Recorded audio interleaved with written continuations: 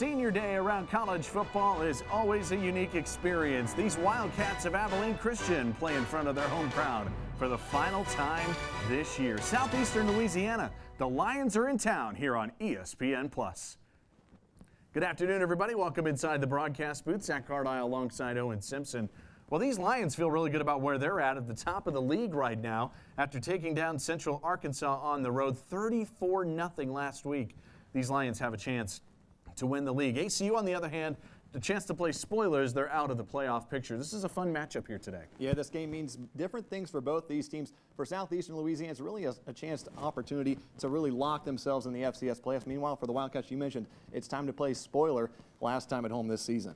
Well, as we have a ton of talent on the field, let's take a look at our impact players. And for Southeastern Louisiana, this is the fifth best offense in FCS. Receiver Austin Mitchell's a big weapon. Mitchell's made a strong improvement over the past 2 seasons at Southeastern. Now his junior year, he's small, 5'7", 180, but he is fast, and he can show it off as he has so far this season. A big offensive weapon for the Lions. Abilene Christian's been led by their defense, and senior Jeremiah Chambers is in the middle of it all. Chambers had a big week last week, and he's led the team on defense in tackles for the Wildcats. He had 2 sacks last week in the loss against Sam Houston State and a forced fumble as well.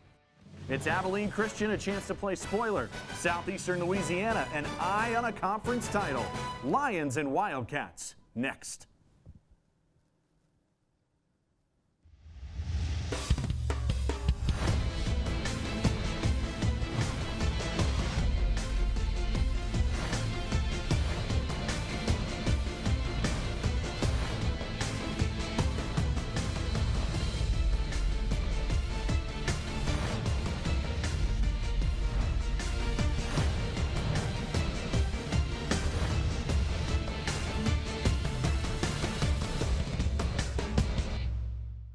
This moment is made possible by moments like this. This, and this. Together, we're working to make football better, so we can all enjoy more moments like this.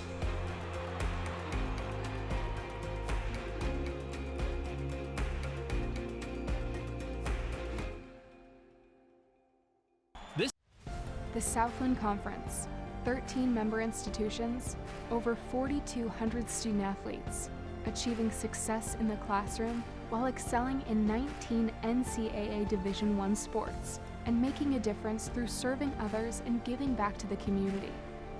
Determination, hard work, commitment, excellence, and collaboration. Together, we are Southland Strong!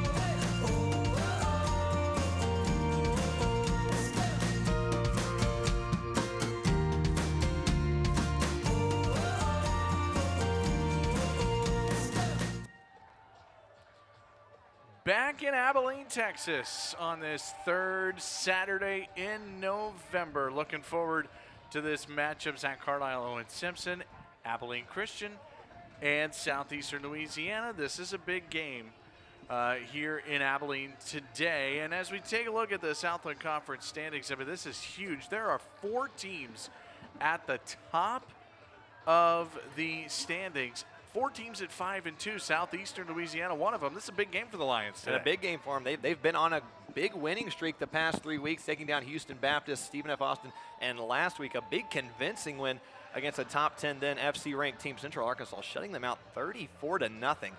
They are riding high right now, and this is how they want to close out on the road in this one. Mostly cloudy today. Wind may be a factor depending on if you're kicking into it or not, but a gorgeous day here in November in Abilene, Texas. Looking forward to this matchup. Southeastern Louisiana coming up from Hammond. Here's the series history. This is the 7th meeting, I should say, between these two teams. ACU took apart Southeastern Louisiana a year ago. But you know the Lions want revenge. They've got that on their mind today. Yeah, the big reason the Wildcats had such success against Southeastern last year was mostly a part of the dual pass and run throughout an offense. Luke Anthony was nearly perfect, throwing for 300 yards and 3 touchdowns. The Wildcats also averaged 9 yards a carry, running for 300 yards in that win last year.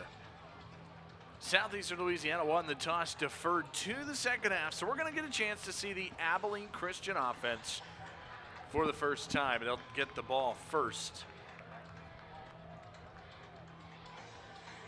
And for the Lions, Bryce Broussard, the redshirt sophomore kicker, he's going to send things away. Back deep, Tyrese White for Abilene Christian. Glad you're with us today here on ESPN+. The final game of the year in Abilene, Texas, Senior Day. And a fair catch is called and bobbled. And that's where the Wildcats will take over, as it is muffed by White at the 19-yard line. And that's where he jumps on it. Here's Luke Anthony, the junior out of Dallas. Another career start for the big right-hander, almost 6,000 passing yards in his career. They need him to play well today. Yeah, and he had a tough week last week in the loss against Sam Houston State, throwing 2 picks in that one. Offense really after the first quarter just couldn't get rolling. That went up to an early 10-0 lead, but didn't score after that. They're going to need some success early in this one to stay in this. A big interception changed things a week ago. Here's a handoff to senior Tracy James, the outstanding running back, who gets things started with a handoff for about 5 yards. Alexis Ramos on the stop. Here's the offense. The tight end Hohenstein, Josh Fink, Kobe Clark is a nice combination, and that offensive line is the 7th time they've had that combination on the offensive line this season. Anthony in the gun on second down. Time to throw, and now the time runs out. First man home was Xavier Lewis, the senior, off the edge of this good Southeastern Louisiana defense, and they get home for the first sack of the game. That's a big sack there on 2nd and 5, pushes them back for a long 3rd and long, and Anthony just too long in the pocket. Need to get rid of that ball earlier next time. There's that defense with Carr and Cherry on the defensive line, Alexis Ramos, and then the corner for Lando Jordan, who's got 5 interceptions, leads the Southland in that category, number 23 at cornerback.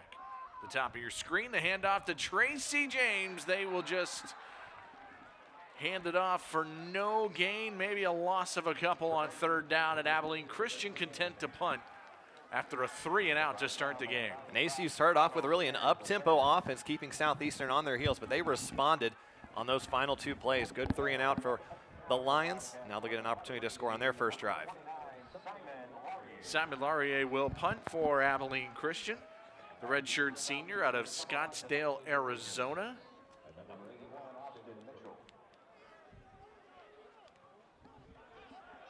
And back deep is Devontae Williams, who makes the catch, and then he's erased by Ryan Stapp immediately. Did not call for a fair catch, but Southeastern Louisiana will take over with pretty good field position right around the 37-yard line. So we get a chance to see this Lion offense for the first time. And Chasen Virgil, the quarterback coming out, the senior out of Mesquite, Texas. We'll talk about him here in just a second. This is a 2-quarterback system for Southeastern Louisiana. ACU does that as well. They've got the only 2 teams in the league that do that. We're going to see about 4 quarterbacks here today. From the 37-yard line, Virgil's going to throw. And falling down on the edge, losing his footing, was receiver Austin Mitchell on the outside. Pass falls incomplete. And we talked about Mitchell earlier in the pregame. He's just been really the driving force at receiver for this Lions team, almost doubling his totals in receiving yards this season. Virgil, 3rd of the Southland Conference in completion percentage, a senior out of Mesquite, Texas. Very athletic quarterback, transfer from Fresno State. From under center, pass is caught, and running free, C.J. Turner on a quick hitter to the outside. He goes for 11 and a first down. Great awareness by Virgil to realize Wildcats are in a zone on defense. Gets that pass off quick and a good first down. Right in front of cornerback Alex Lofton. as the Lions approach midfield, coming off a 34-0 win last week at Central Arkansas. Home run hitter Devontae Williams making a move. And did he step out of bounds? Yes, he did. Otherwise, he would have been gone. Williams steps out. They're going to mark him at the 30-yard line. It's a gain of 24, but he almost took it to the house. And a great job by the offensive line on that last play to create that hole. And take a look at it one more time. Right out to the left side, waited a little bit for some patience to create some space, and he is off after that. Well blocked up front by one of the best offensive lines in the Southland Conference. Now Virgil with a head of steam. They'll mark him at the 9, 21 yards. Southeastern Louisiana hitting it with a run game on this opening possession. Almost no resistance on defense after the first play and the incompletion. This Lions team is coming out hot after the big win last week. 127 games played between the 5 starters on the offensive line for Southeastern Louisiana. It's the most veteran O-line in the league. On 1st and goal, good blocking again, working to the 5-yard line goes Williams. Couple of Wildcats in there, Brandon Richmond, the safety, in there first.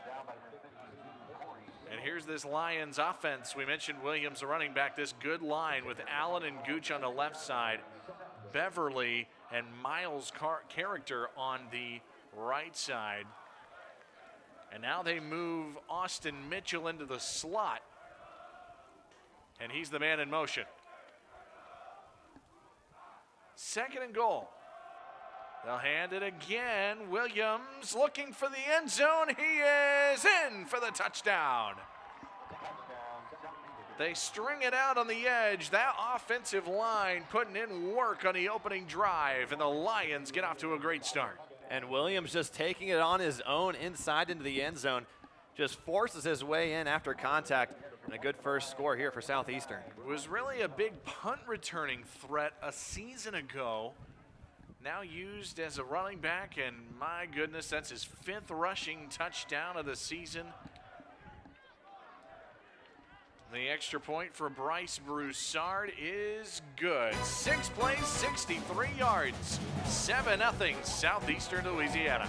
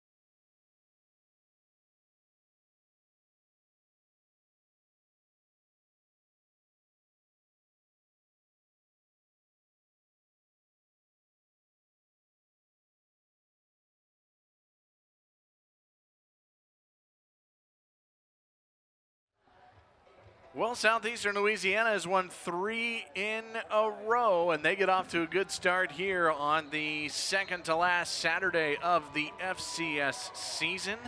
6-3 Lions looking for an FCS playoff berth, looking for a Southland Conference title.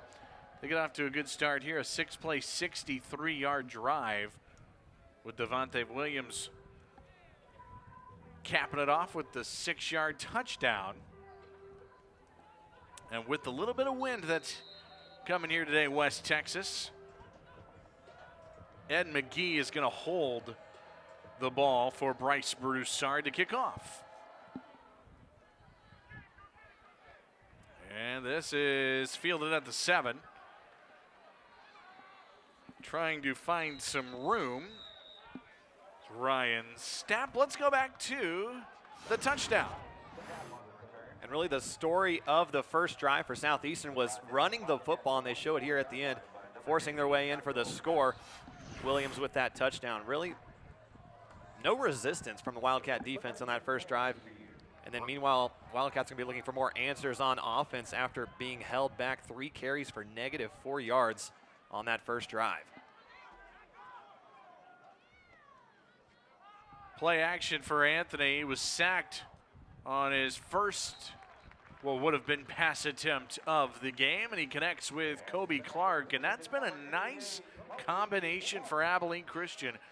Anthony to Clark, he stepped up in his sophomore year. He really has. He's also had a lot of catches near the second half of the season, almost nearing that record for Abilene Christian on most receptions in a season. And as a sophomore, he's shown a lot of high expectations going into this year, and he has answered soundly. 71 catches now on the year. Long pass to the outside, looking for his veteran receiver in Josh Fink.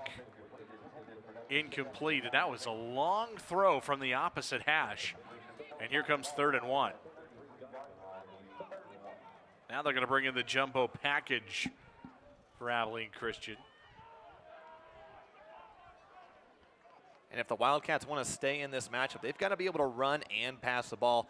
Not a lot of success running the ball so far. Let's see what they do here on this 3rd and short. Yeah, they got one-dimensional last week. Had to if they got down to Sam Houston State. Now movement on the offensive line. We'll hear from Vidal Jones, the referee, for the first time.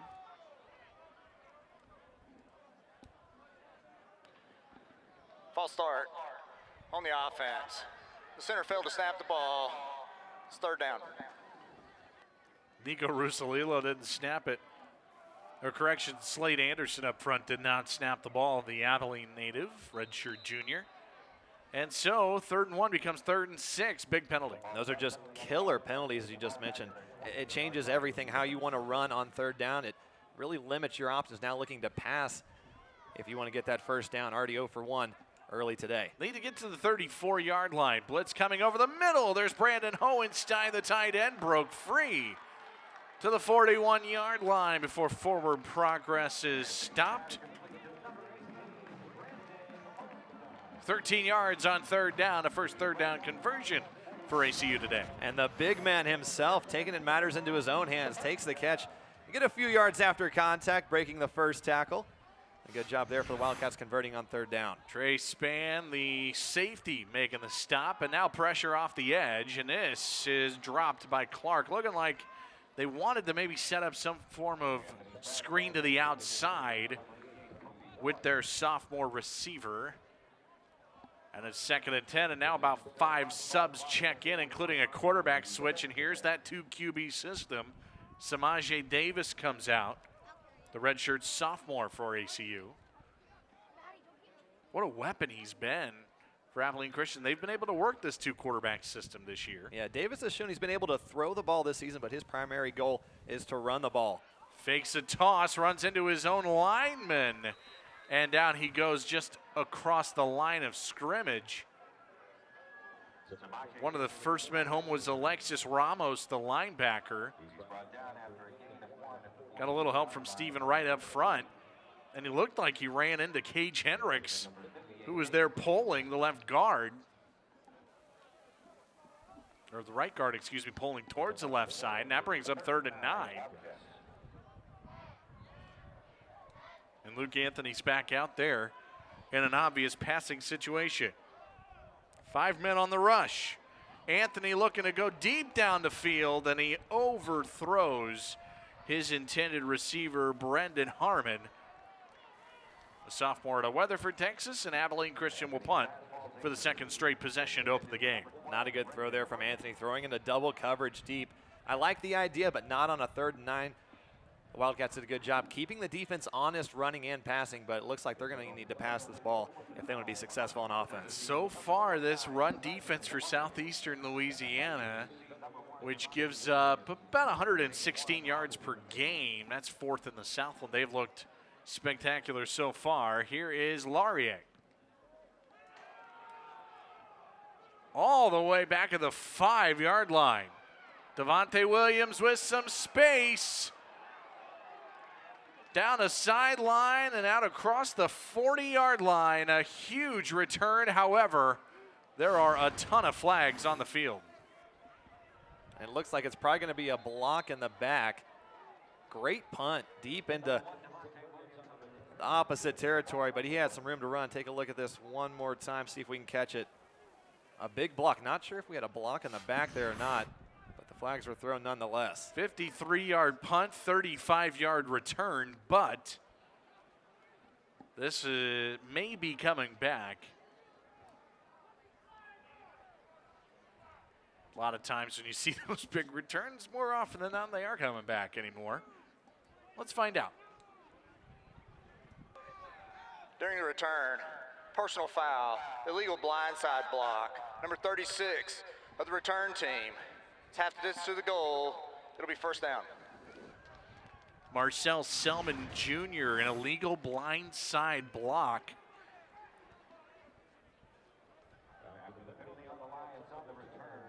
Take a look at it. Should be coming up right There there. it is. Good call. Good call. And those are the tough ones to call, especially as a referee in college sports. There's a lot of hits that you end up not throwing a flag on, but that one was definitely one to do on. Good call by the referees right there. And now Southeastern deep in their own territory. Well done by this officiating crew. Yeah, Abilene Christian has been a good defense, a consistent defense for the most part this season. They've been out on the field a ton as of late in the last couple of games. A quick hitter to the outside. And looked like it was out of bounds prior to a first down. C.J. Turner gets about 8 to the 15. And he had no separation on that first down, but a quick curl and turn around. And a good throw there from Virgil. A lot of speed on the outside for Southeastern Louisiana. And of course, their running back Devontae Williams can run as well. And now Temisan Kuyat-Semi ate that up from the beginning. As they try to hand off on the inside. Nowhere for Williams to go. That may be the first time that this Wildcat defensive line has ousted the offensive line for the Lions. And that now puts them in a 3rd down situation deep in their own territory.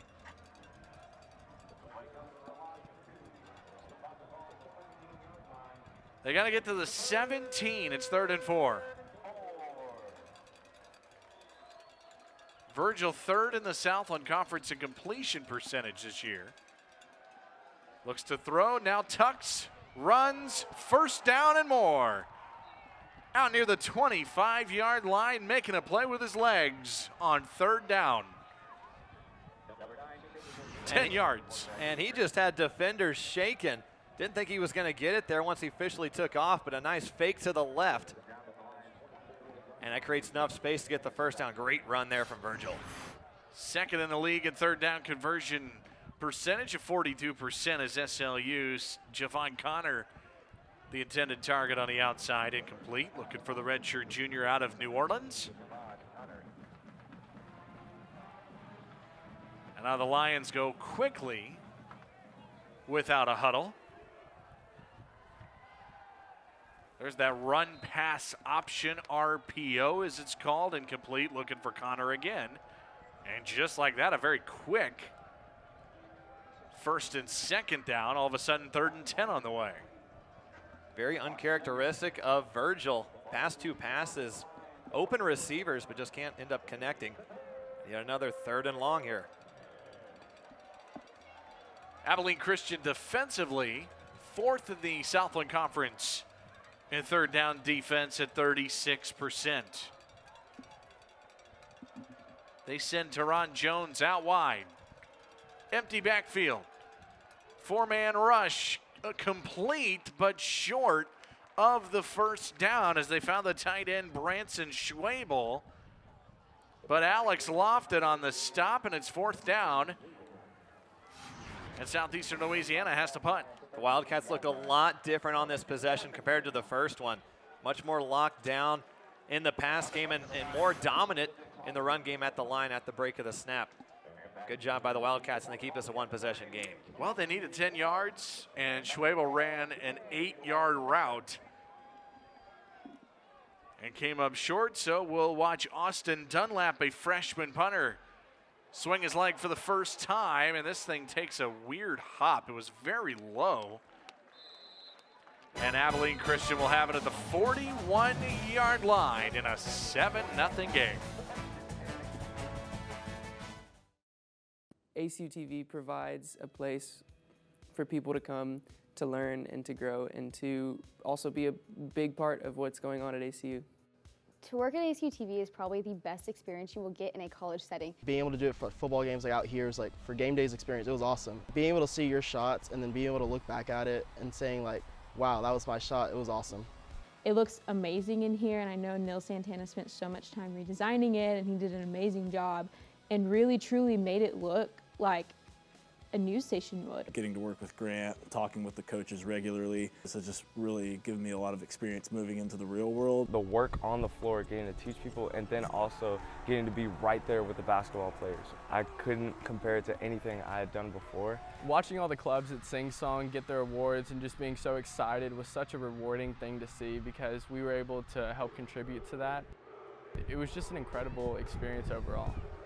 To see my work broadcasted nationally is so incredible. And the pressure of filming on a live broadcast for people to see around the world is just, it's a different feeling than just a regular game filming for the screen. It's just perfect experience for the real world. You're going to be in a control room. Somebody's going to be giving commands, telling you to switch over to this camera or to put this graphic up there. You know, you got to realize this, I wouldn't be doing this anywhere else. I think ACU provides me this blessing of an opportunity. The ability for ACU TV to be so flexible and cover literally every section of campus is amazing. We're here for the campus. We're here to better the community and show that ACU has a lot of great things going on.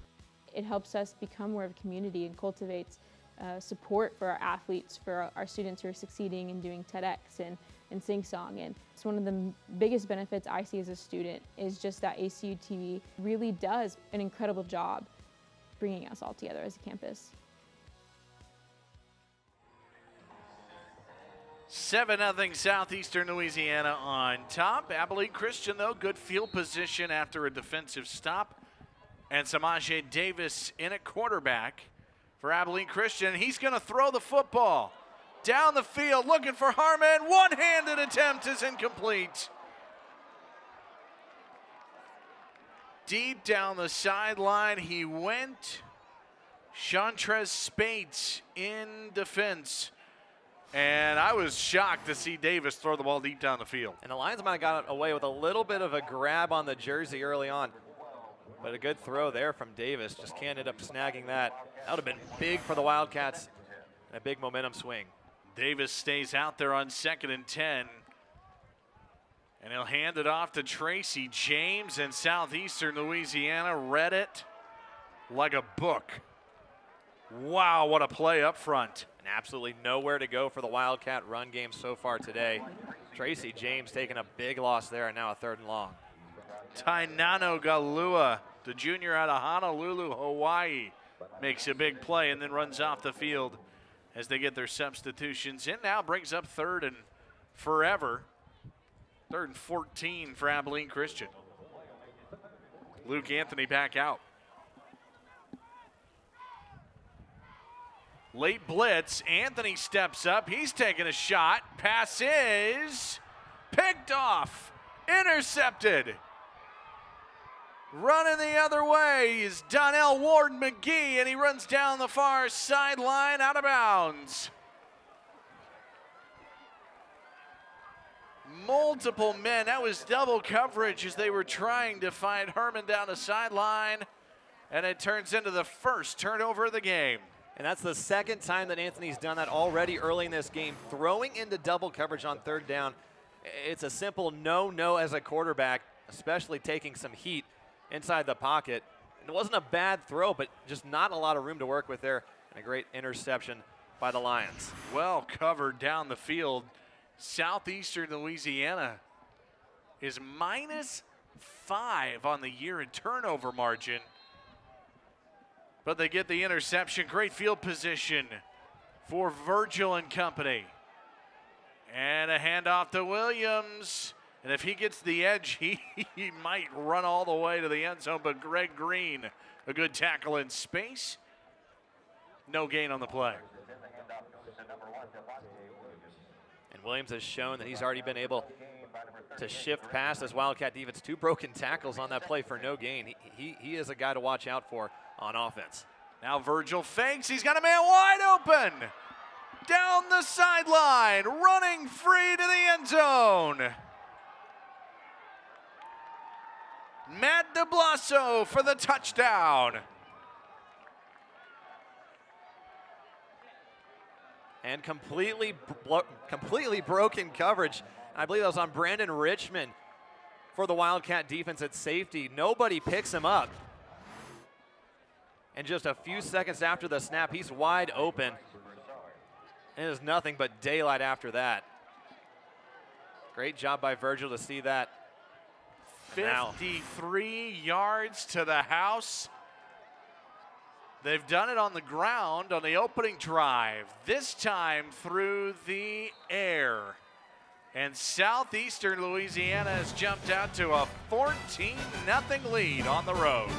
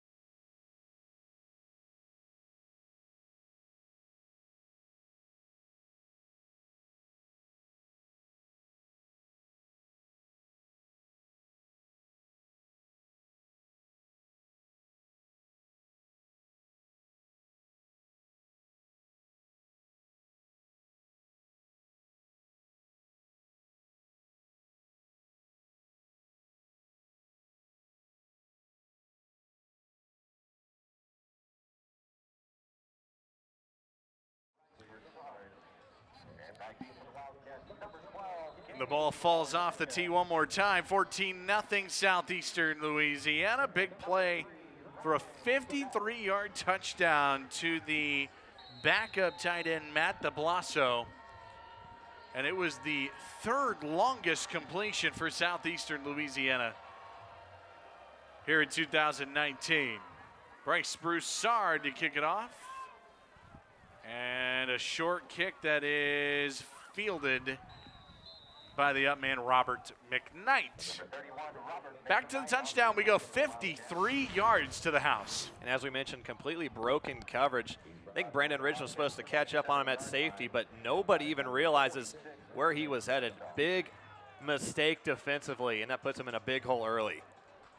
14-0 hole to be exact for Abilene Christian. With still a ton of football to be played. Senior day here at Abilene Christian. The handoff goes to Tracy James, one of those seniors.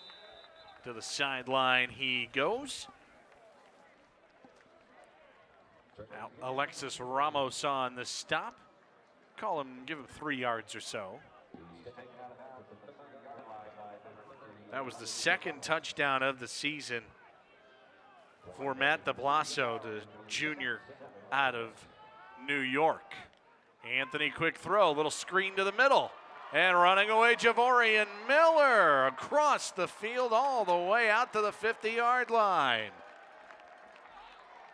Donnell Ward McGee, who had the interception on the previous drive, runs him down, but not before he picks up 20 yards. And a large success on that last play was Tracy going as the decoy. Tracy James heads out in motion to the right, and defenders head that way and right inside. A good throw by Luke Anthony.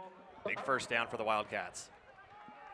They'll fake and roll Anthony, and he is picked off, intercepted.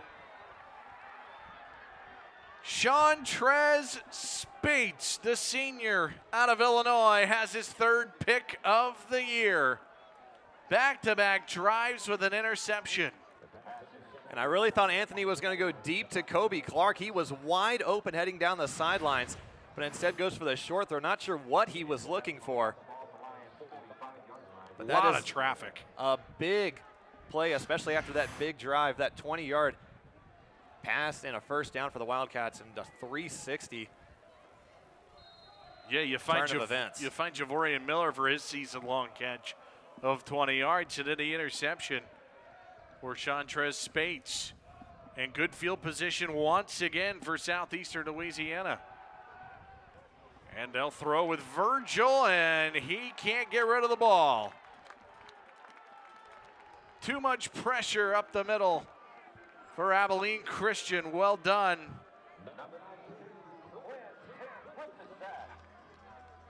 And it's big number 92, Quintet, with a sack and a loss of 4 yards.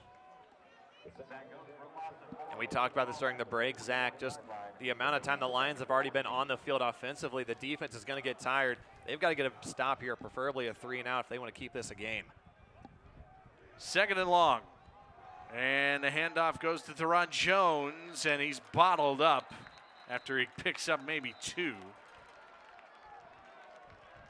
Gabe Ortega on the stop, back to the sack on 1st down.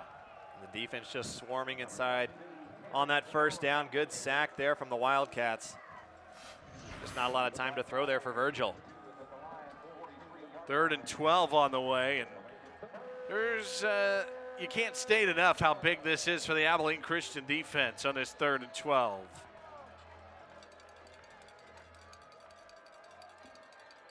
Total yards right now 139 to 38 in favor of Southeastern Louisiana. Underneath, Brandon Richmond hits Javon Connor right away.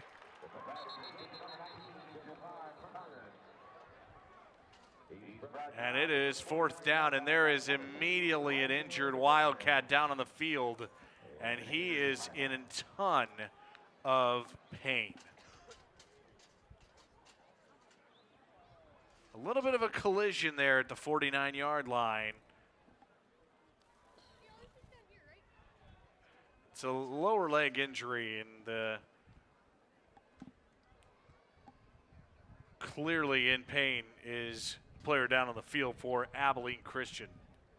You never want to see that. No, you never want to, especially in a great hit there by Richmond to force the 4th down, but I think he took a collision to another Wildcat. It looks like might be a knee injury of some kind, but definitely something you don't want to see for this Wildcat defense already in a 14-0 hole. Sounds like they've already tried to signal to maybe get a stretcher out on the field here, so we'll see how this unfolds. But right now, 145 total yards of offense for Southeastern Louisiana, 38 for Abilene Christian. Wow, they are going to get him up on his feet.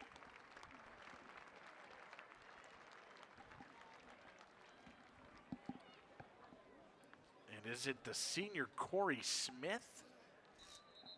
It appears to be. And he is limping off, but that looked a lot worse initially. Clearly in a lot of pain, though, as he walks off the field.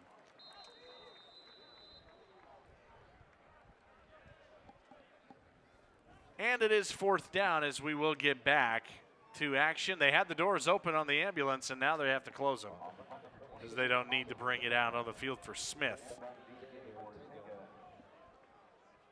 So back to football, and it's a punt for Austin Dunlap, and it's a fair catch by Kobe Clark just inside the 20-yard line. And it's hard to express how big of a stop that was for the ACU defense.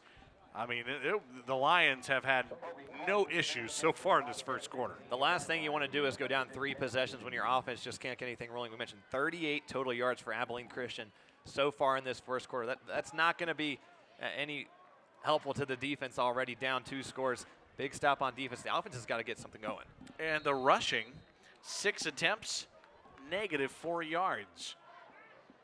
Samaje Davis in at quarterback. He tosses to Kobe Clark. Goes down in the books as a pass, but it's a version of the run game. It'll get him 5 or 6 yards or so to the outside of the 24-yard line. Tyrese White in at running back now for Tracy James. Trying to get to the outside, maybe trying to use some of your speedsters. Trying to mix things up offensively. Davis fakes the toss again. A good job there by Davis on the option to hold it and take it himself. That makes it now a manageable 3rd and short after that run. And then on 3rd down, they substitute and bring back in Luke Anthony. And the 2 quarterback system has worked the majority of the year. To me, it's hard to get into a rhythm, though, when you're brought back in on a 3rd down after not playing the first 2 snaps of the drive. 3rd and 1, Anthony will throw, and it's the tight end Hohenstein. Can he get to the marker? He needs the 29, it appears. Maybe the 28. This is going to be close. And the refs are signaling a 1st down. Let's take a look at the replay. And that looks like he had a little bit of an extension. Good call there by the referees. Just at the last second there with that right arm, the junior transfer from Nebraska.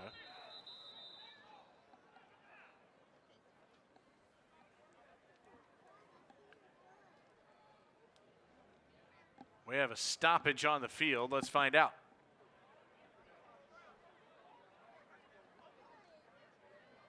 They're going to measure.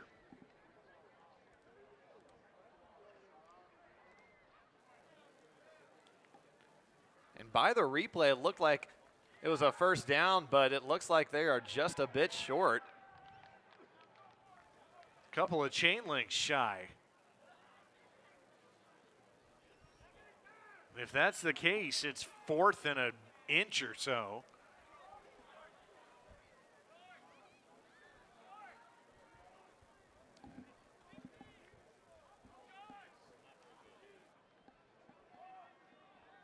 So it is 4th down.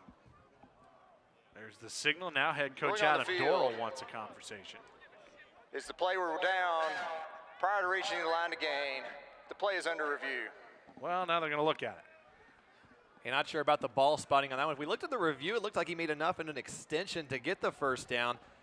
But the ball spotting is something else. I'm not really sure what happened there. The referee's calling for the 1st down, signaling the 1st down, but I think it was the Lions bench and the coaching staff that look, we have the chain right here, and it looks like it's short. Good call by the Lions to take a look at it.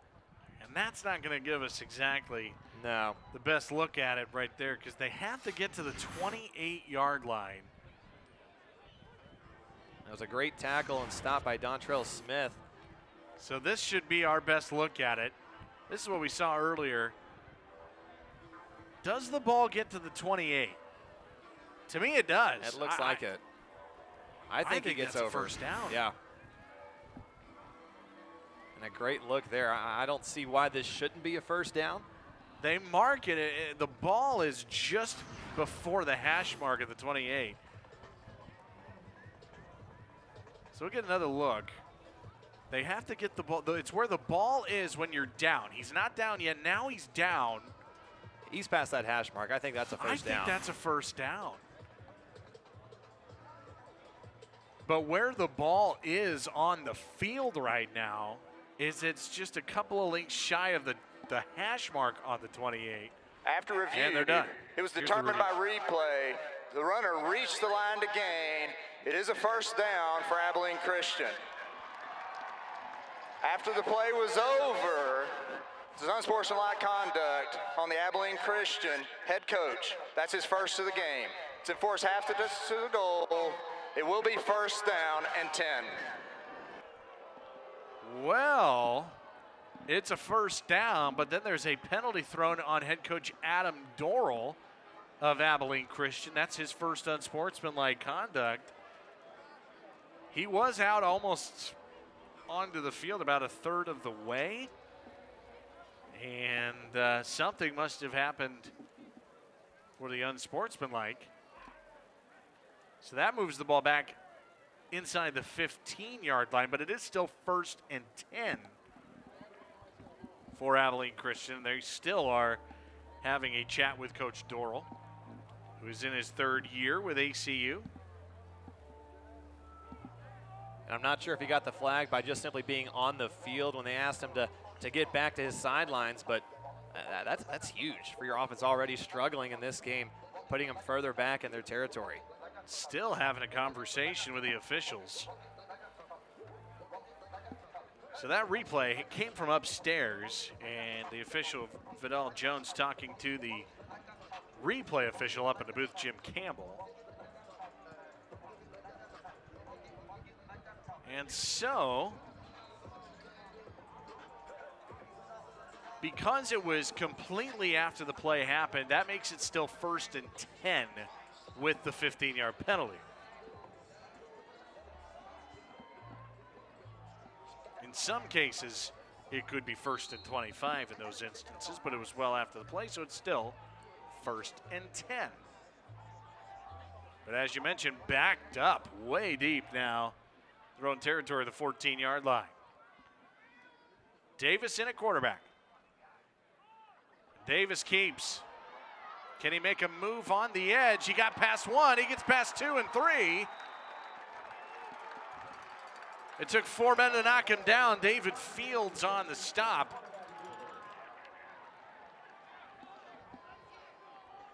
But it's 15 yards for Samaje Davis. And it's just crazy to think a guy of his size, he's 6'1", 194, can break that many tackles on defense against this big defensive line. Great job by Davis breaking tackles, yards after contact, and a first down, a big first down well needed for this offense. Davis to throw, now gets knocked down at the line of scrimmage. And that's the second time that Tainano Galua has been in the backfield. Number 96 must lead for one play. There's no foul. His helmet came off during the tackle. Second down. He did lose his helmet. You have to come off for a play in college football if that happens. And then Galua can come back in if he wants to. Second and 11, call it, after the sack on first down.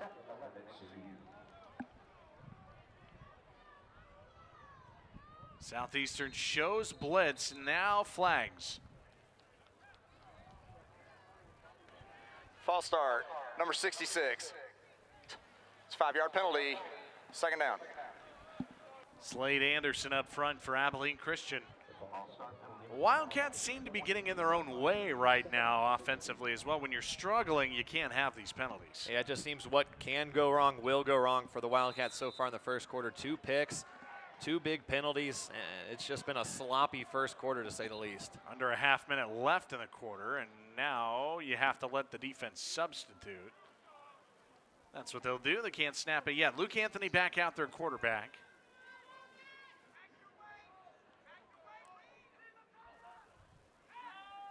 Obvious passing situation. Anthony to throw, and he threw right into the gut of Dontrell Smith, and he almost had an interception. And there is a flag down as well. Josh Fink was the intended receiver. We'll see who this flag is on.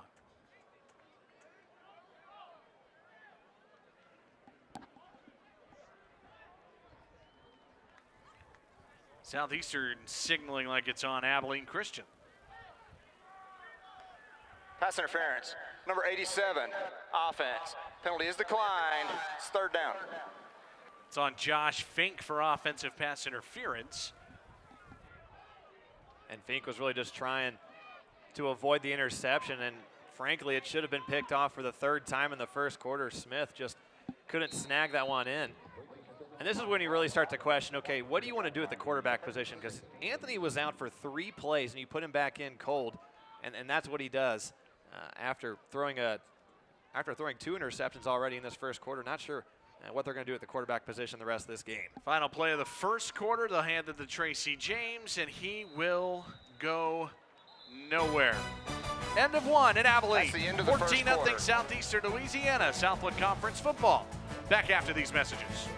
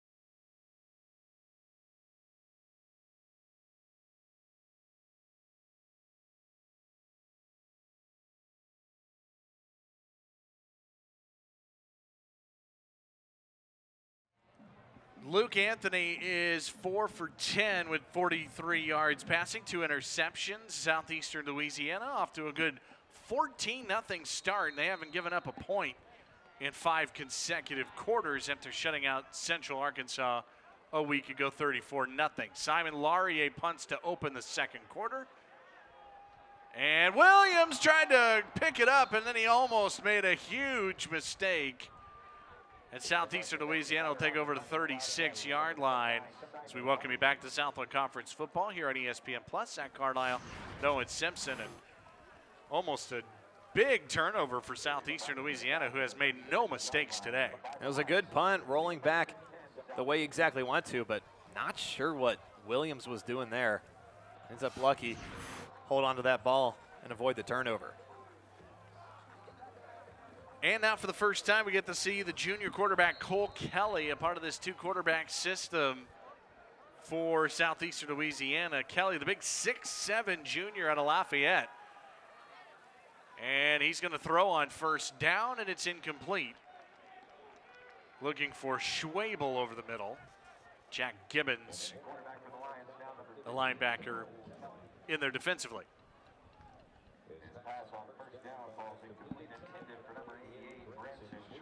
There's Kelly, the transfer from Arkansas. They use him in the running game a ton, but he throws it there on that first down. 2nd and 10 now. Well, right on cue, he's going to run. And Cole Burgess, one of the first men in there defensively. There's 2 yards. 3rd down coming up. And they like, as you mentioned, they like using Kelly as a running quarterback. It's so rare, especially in college sports, to see a quarterback of his size and the ability for him to run. I mean, he's bigger than most of the defensive linemen for the Wildcats. 260 pounds. He started as a freshman a couple of years ago with Arkansas against Alabama. Made 6 starts that season.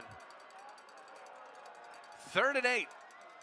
4-man rush, and wide open over the middle is Schwabel, the big tight end, into Abilene Christian territory to the 44-yard line. And a pickup of 18 yards. And a great job there by the pass. Again, Wildcats in zone coverage. I think Jeremiah Chambers didn't realize he was open to the left of him. And a good first down there for the Lions. Kelly, a big right arm. He's thrown for 9 touchdowns this year with an interception.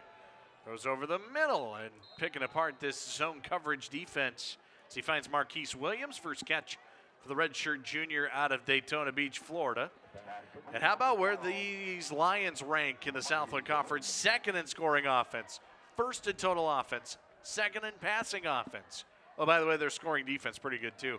These Lions playing well at the right time with 3 consecutive wins. And really coming off their best performance last week against that win against Central Arkansas, 34-0.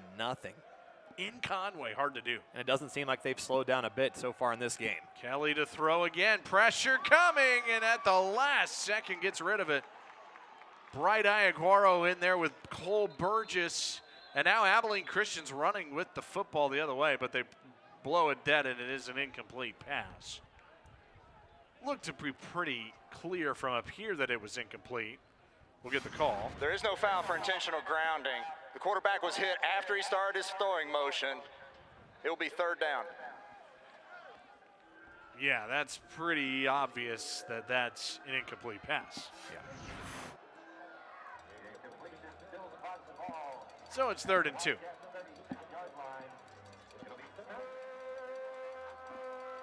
Teron Jones, a sophomore running back in there as well, number 22, right next to Kelly.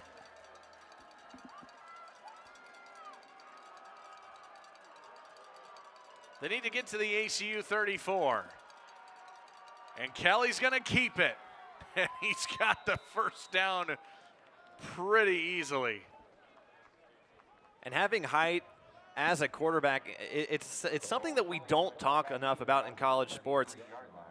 Some of the things that they have to deal with is looking over that offensive line. Well, he's able to do that at his height, and that also helped him get the first down there. How about these top 4 teams in the Southland? The fight for the conference championship, the next 2 games for all of these players and folks. Southeastern Louisiana plays Nichols next week.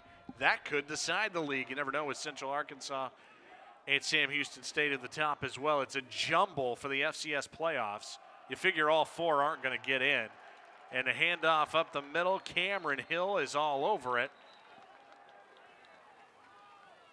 No room for Teron Jones. That hole closed immediately. And right off the snap, the offensive line just collapsed.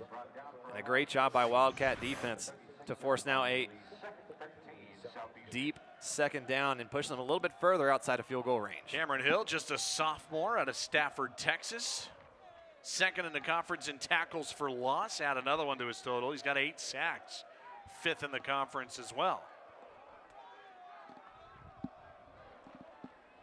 Kelly, he's got this whole drive. 2nd and 13. Quick hitter to the edge. It's Devontae Williams. The running back lined up on the outside.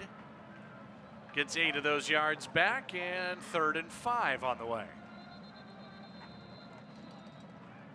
And Alex Lofton is down on the turf for ACU. And we will take an injury timeout. Southeastern Louisiana with the 14-0 lead.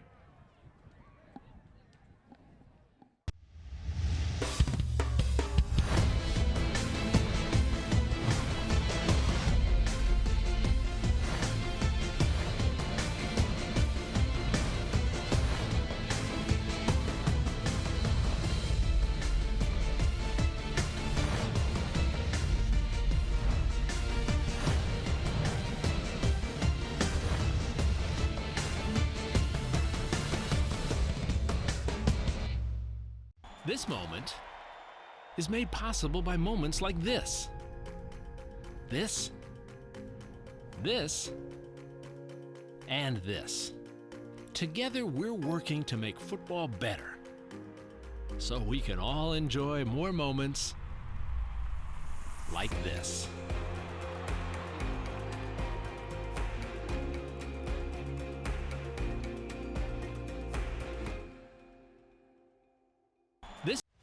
The Southland Conference, 13 member institutions, over 4,200 student athletes, achieving success in the classroom while excelling in 19 NCAA Division I sports and making a difference through serving others and giving back to the community.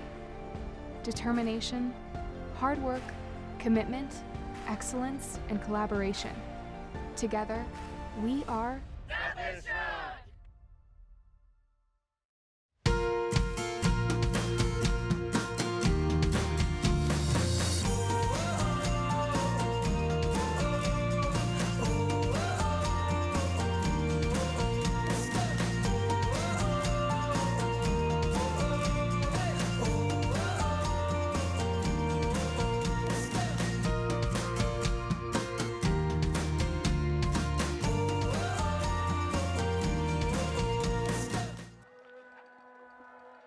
Out of the injury timeout, it's 3rd and 5 for Southeastern Louisiana.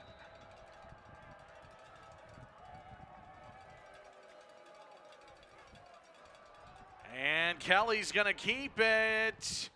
It's close. Did he get there with that extra reach at the end? The line to gain was the 23, and he got to the 23. And it's a first down for Southeastern Louisiana. And a good play call by the Lions, going in the 3-set receiver on the left and then forcing the running back in motion on left. Really spread out the defense. And then Kelly takes it and does his own thing with the first down.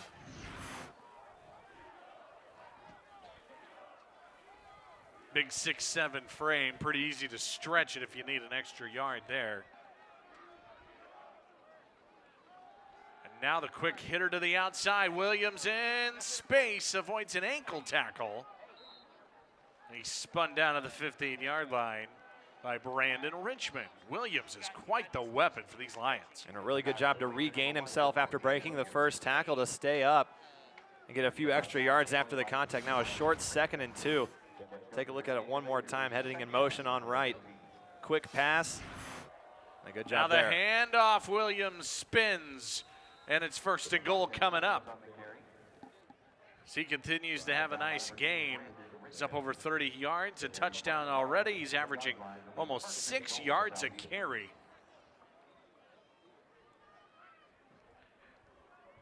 Right at the 10-yard line. And the Lions doing a lot of great things, mixing it up on offense with the quarterback running the ball a lot. It really keeps Abilene Christian respecting the quarterback contained, but they got to watch out for Williams too. And so far, no success. Three receiver set. Kelly end zone, just high, looking for Schwabel, the tight end.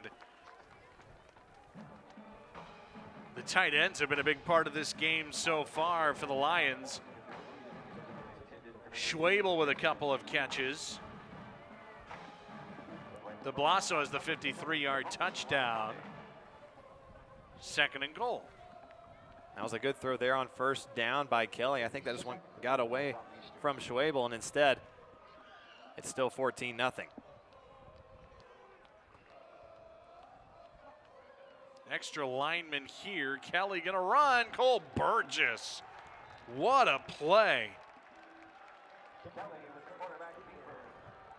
by the senior out of North Richland Hills, Texas. And I don't think Burgess knew how big that quarterback was because he took him down pretty easily. Great job heading in, attacking that offensive line, wrapping around. And now a big 3rd down in this one. Burgess 6'2", 275. Kelly 6'7", 260. 3rd and goal. Kelly way high and out the back of the end zone. There's a little victory for the Abilene Christian defense as they don't break the 10-yard line, and a field goal attempt coming. And obviously something that you don't want to have to settle for a field goal after having that kind of drive that you had, the success that you had. But nonetheless, it still accomplishes something what they needed, a 3-possession score midway through this 2nd quarter. This will be a 28-yard try for Bryce Broussard. He's just 6 of 7 on the season. They have not needed their kicker a lot, and that is off the crossbar from just 28 yards. Wow. 14-0 Southeastern Louisiana. Whoa.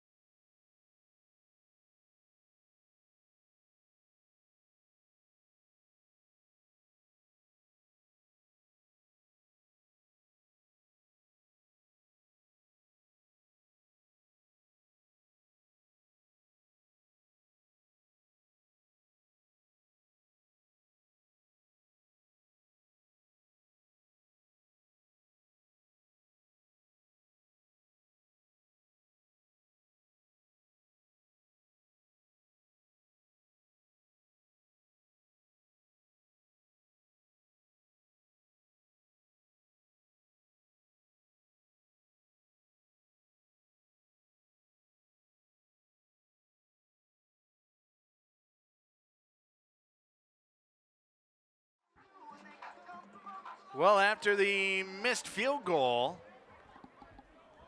by Bryce Broussard, Abilene Christian will take over. That thing didn't get 10 feet off the ground, a very low kick.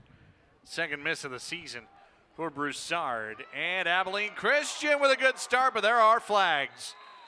There are flags on the play as Tracy James broke one open, but there may have been a reason he broke it open. ACU's had a tough time running the ball today. They really haven't. A lot of penalties have really held them back, and we'll see the call here. Holding number 68. Offense, half distance to the goal, first down. John Crisp, the right tackle. Correction, the left tackle. And that's penalty now number, I believe number 4 now for the Wildcats. And again, these are just killer penalties, especially if you want to come back from behind.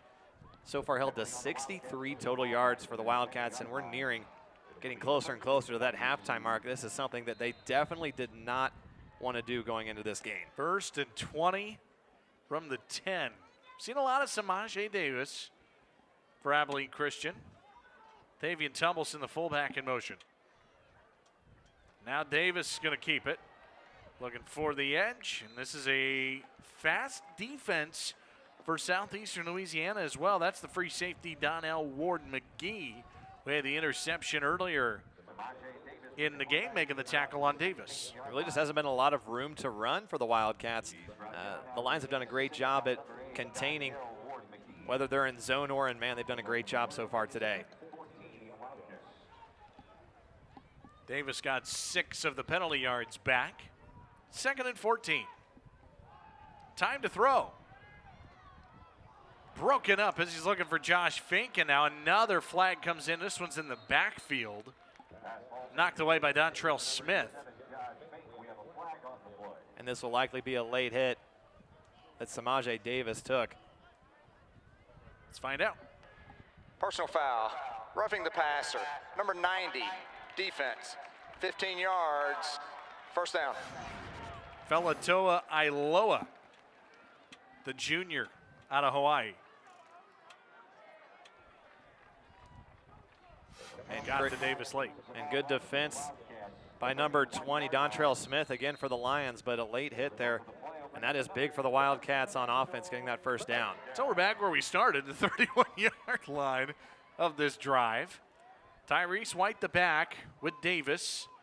Faking the toss, and he's just getting tripped up by his offensive line. That's the 2nd time today that Davis has run into Cage Hendricks on his offensive line. No gain, maybe they'll give him 1 on the play.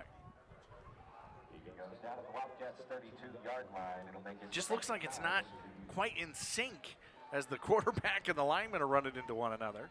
They haven't been clicking so far, and that's why the score is 14-0. That's why it is what it is. Davis to throw.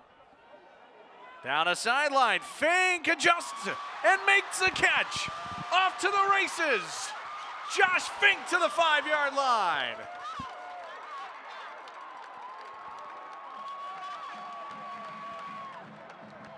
First and goal, 62 yards to the senior out of Coppell, Texas. And I don't think Fink thought he caught the ball. I think originally he thought that Ward McGee picked it off. We take a look at the throw. That ball was up there forever. It honestly should have been intercepted, but he looked back at McGee after he caught it to see if he had picked it. And a great catch there for Fink, and this has just changed the game. Big momentum swing here for the Wildcats. Biggest play of the game for either side. First and goal, Davis to the 2-yard line. The Wildcats have run that play 3 times so far in the first half. It's an option for Samaje Davis going left, and he's kept it every single time. That puts him even closer now to the goal line. Seems as though Samaje Davis, the sophomore out of Midland, Texas, has given this team a spark here on this drive. He's taken a couple of shots down the field with his arm. We haven't seen that for most of the year, except for his lone start at Lamar. Here comes 2nd and goal. Davis keeps again. He's got a lane, and he go walk home for the touchdown. Abilene Christian back in it.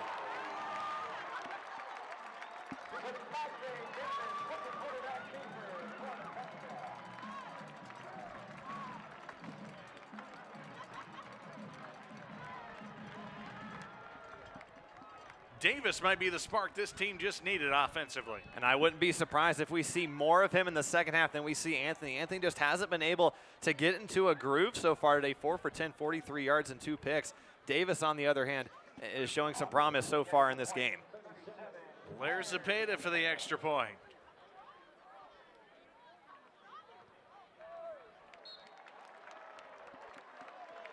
It's a 14-7 game. Back to the touchdown. And they love running the ball with Davis. Some good blocking, and all he needed was a little bit of space. And this guy's quick. He doesn't look like a fast quarterback, but he is deceptively fast, and he shows it right there with the quick score. The big play to Josh Fink set it up. 62 yards. It's a 5-play, 80-yard drive. And, I mean, all of a sudden, it's a game again at 14-7. And we were looking at likely possible 21-0, but Southeastern forces into a fourth down, misses the 28-yard field goal. And take a look back at this pass. Josh Fink, he was wide open, a little underthrown, and honestly should have been the third interception for the Wildcats, but they got lucky, and all it takes is a little bit of luck to get back in this game. And it's a little bit more interesting with a 14-7 score. Josh Fink on his senior day, 62 yards. All of a sudden, away we go.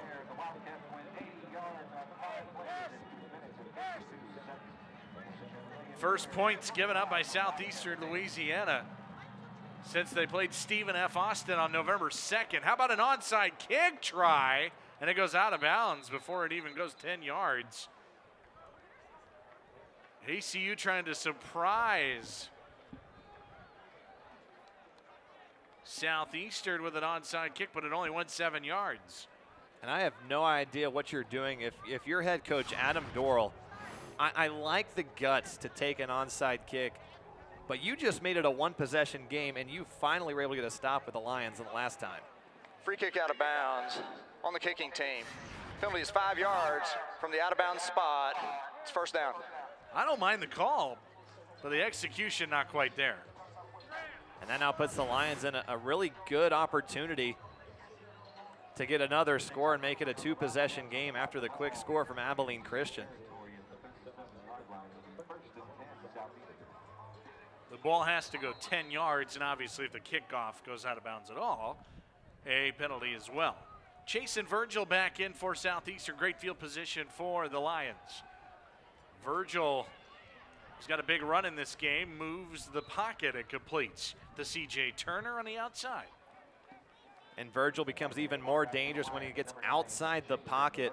He has a lot more time to throw, and he has the opportunity to run. He's a little faster than Kelly. He's not as big or as strong, but he's shown time and time again so far in this one. 3 carries for 28 yards. He can run the ball.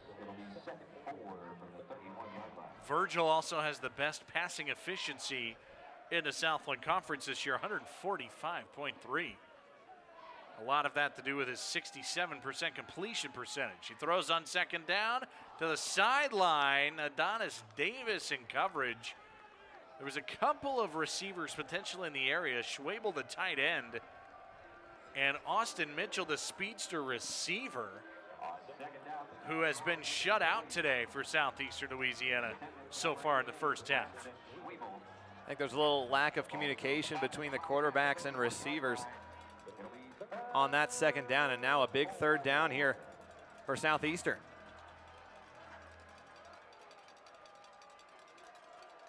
Third and 4. They'll flip it out on the flat. A lot of space and a first down.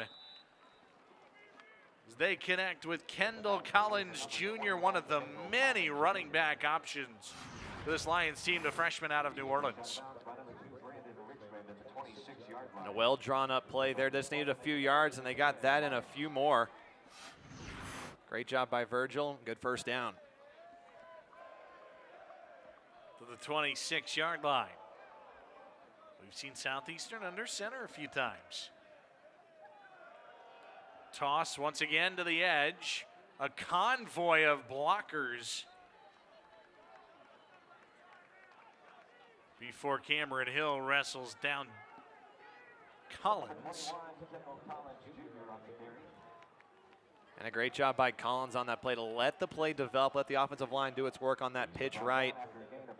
Gets a few extra yards, and Southeastern will take that. That's a good play on first down. We've seen Collins. We've seen Teron Jones who's back out there. We've seen Devontae Williams at running back. A lot of options for Southeastern.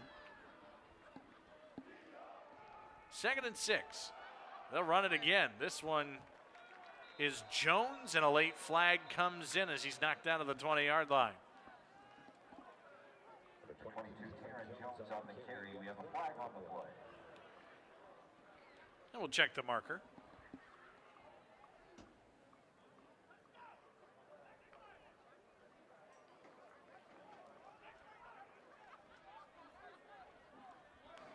Holding, number 52, offense. 10 yards from the previous spot, second down. 8th accepted penalty of the game between the two sides, 3rd on Southeastern Louisiana. And we talked earlier about how the penalties were really killing any offensive production for Abilene Christian. Now it's doing the same for the Lions as it pushes them further out. And after missing a 28-yard field goal, I'd say they're out of field goal range right now. Well, the kicker, Bryce Broussard, has not attempted a field goal from more than 40 yards. They get it out to Williams in space. That's well played by Abilene Christian. Jack Gibbons, Brandon Richmond, Adonis Davis, Torrey Hargrove. You need a few guys to bring down the speedster Williams. And the Lions took under 4 minutes to play the first half. And the Lions ran the exact same play on that down that they did on 3rd down with the pass to Collins Jr. for that first down. A little roll out to the left.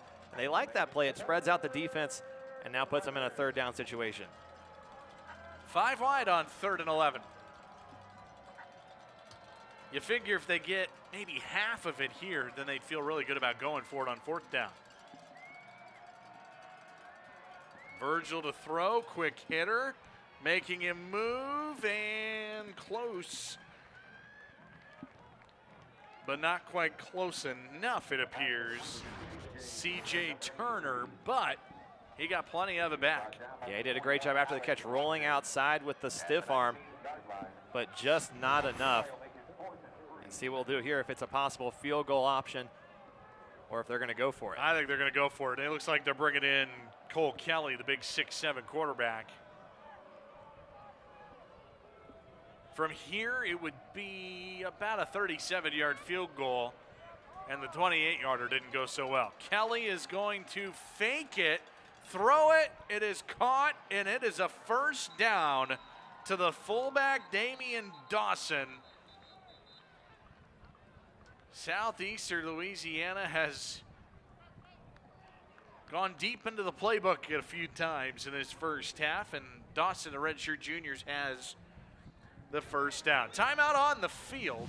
First charge timeout. First down for Southeastern. This will be a On the full other side. media timeout.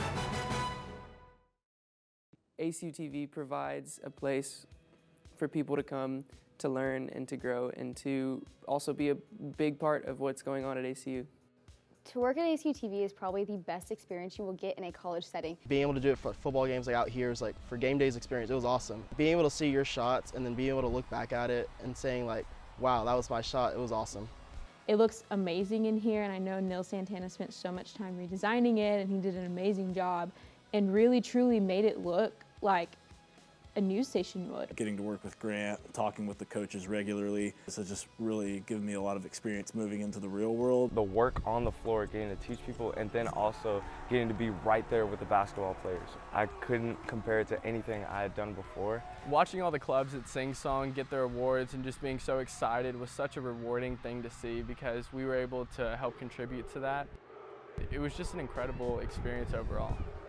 To see my work broadcasted nationally is so incredible. And the pressure of filming on a live broadcast for people to see around the world is just, it's a different feeling than just a regular game filming for the screen. It's just perfect experience for the real world. You're going to be in a control room. Somebody's going to be giving commands, telling you to switch over to this camera or to put this graphic up there. You know, you got to realize this, I wouldn't be doing this anywhere else. I think ACU provides me this blessing of an opportunity.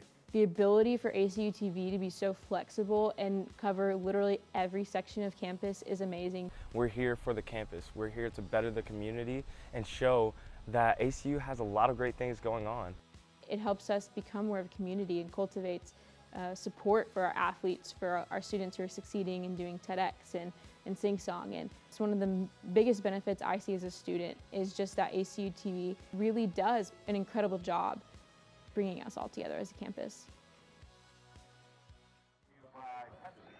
In a 14-7 game, big events here right before halftime as Southeastern Louisiana a chance to go up 2 scores here after converting a 4th down just moments ago. Chase and Virgil with 5 wide receivers. All 3 timeouts as well, and he's going to run. Quarterback keeper for the touchdown. That opened up in the middle beautifully, and Virgil runs it in. And a lead is back to 2 scores for the Lions. And we talked about this. Virgil has a great ability to run the football. He's done a good job throwing. But Virgil now his 4th carry, 41 yards, and his first score running the ball. First one of the season on the ground for the senior Virgil. Extra point try for Broussard. That one comes off the ground a little higher this time, and the extra point is good to make it 21-7. A big score for Southeastern right before halftime. It really was, and it really led off to a good field position thanks to the failed onside kick. A few 3rd down conversions, and the big score there makes it a 2-possession game.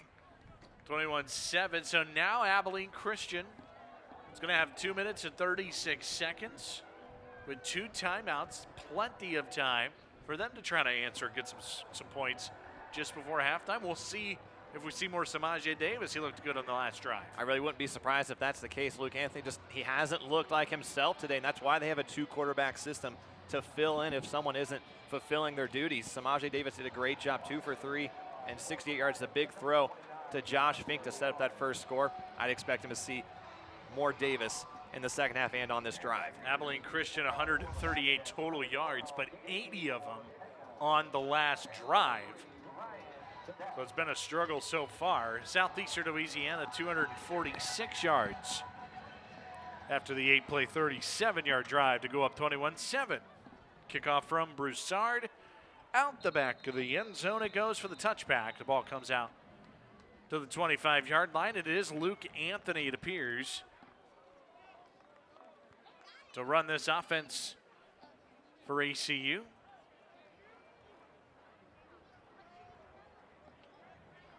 With 2:36 and both timeouts, it's a ton of time as the clock stops on 1st downs as well. I'd like to see how Anthony performs. He wasn't on the field at all for the last drive, so he's a little cold. I'd like to see maybe bouncing back after the rough start in the first quarter. And Anthony fakes on 1st down, running into the arms of a sack. And a play made by the linebacker Alexis Ramos, but it appeared that Anthony kind of ran into that one a little bit. And honestly, I have no idea what Anthony was doing here. He's outside the pocket. He has the ability to throw it away, but it ends up getting tangled up on the defense. And that puts him in a bad situation now, 2nd and long. 2nd and 15 for ACU. 4-man rush. And they get to Anthony again, and this time John Crisp was beat on the outside. And that's Isaac Adeyemi Berglund.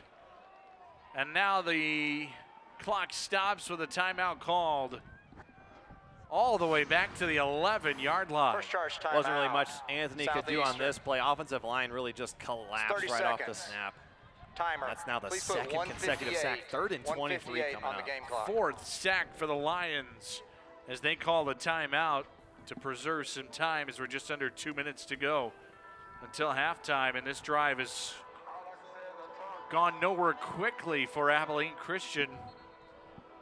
And now on 3rd and 23. Not a lot of play calls for that, you would figure. And this is really why I feel like they needed Davis in instead of Anthony. Davis provides another threat, and that's running the football. That's a little bit more speed to avoid the past 2 sacks that we've seen. I don't know. I don't know what exactly Coach Doral is thinking on this. He believes in this quarterback. He's led the team most of the time this season as a junior now, but now pushes them back to a 3rd and 23 deep in their own territory. So you figure maybe they'll hand off and force Southeastern to call their 2nd timeout from the 11-yard line. Instead, a quick hitter over the middle, and it is Kobe Clark out to the 21. Knocked down by Donnell Ward-McGee. Timeout, Southeastern Louisiana. Second charge timeout. Southeastern. 152 30 before seconds. the break to try to get some good field position and add more points before halftime. And the Lions are bringing their pressure again on that play. Good job by Anthony to get the quick throw off and the completion to Clark. Looking at this first half, the Wildcats just simply have not been able to produce on offense other than the last drive with the quick score, mostly because of one big play to Fink. The Lions have done a great job at holding this Wildcat offense to 7 points. Well, and they did a job last week at Central Arkansas holding an incredible offense of the Bears, a team that's starting to get banged up, by the way, Central Arkansas. But to go into Conway and win 34-0 in a huge game to put yourself into a tie for first place in a league, that brought Central Arkansas back down to the rest of the pack. Now it's a 4-way tie for first. Boy, that was some kind of game last week. Simon Laurier will punt, and it's a low liner, and it's hopping around. And boy, it nearly hit a Lion, and it looked like Justin Douglas was able to get out of the way. And it will be Southeastern football to 47-yard line. This got crazy. And there were about 3 Lions within about 2 feet of a bouncing football. And it doesn't look like it touched any of them. A great job, lucky and fortunate for the Southeastern Louisiana Lions team. And now they have the ball with an opportunity to extend that lead before halftime. Well, you figure how many yards do you need for field goal range? I don't know what the field goal range is for Southeastern Louisiana because they haven't attempted a kick outside of 40 yards all season. Virgil to throw on first down through the hands of his running back, Williams. And Virgil took a hit after, or in the process of throwing that football. I think that's why it was a little high. And another almost turnover for the Wildcats ends up being an incompletion. 2 interceptions thrown in the first half by Abilene Christian. Southeastern Louisiana's taking care of the football. Virgil to throw. Quick hitter to the tight end. Schwabel. Adonis Davis on the stop. Clock continues to run. Under a minute and a half.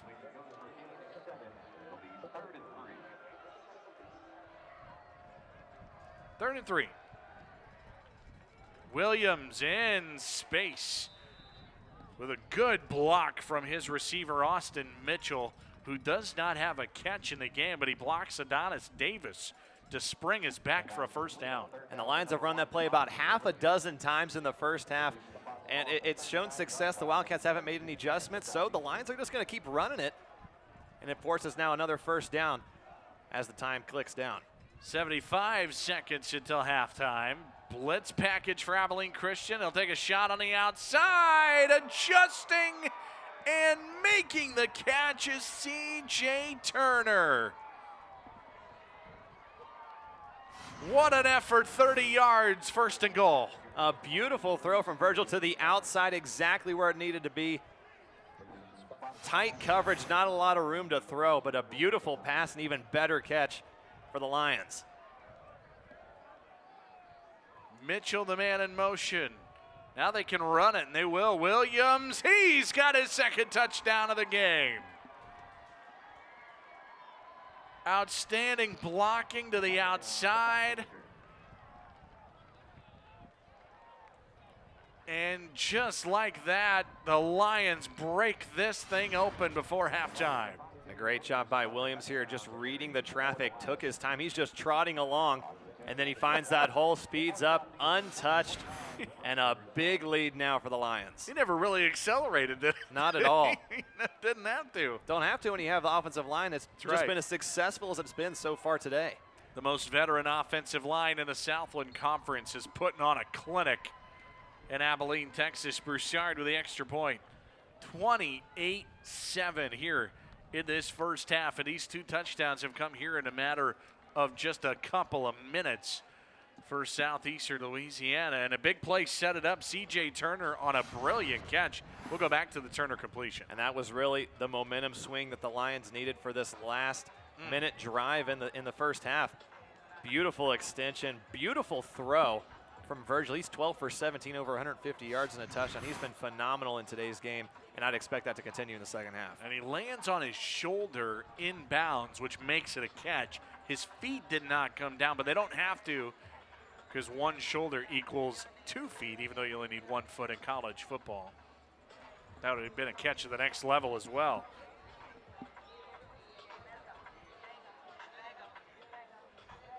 It was a 14-0 start. Abilene Christian gets right back in it with a big touchdown from Samaje Davis.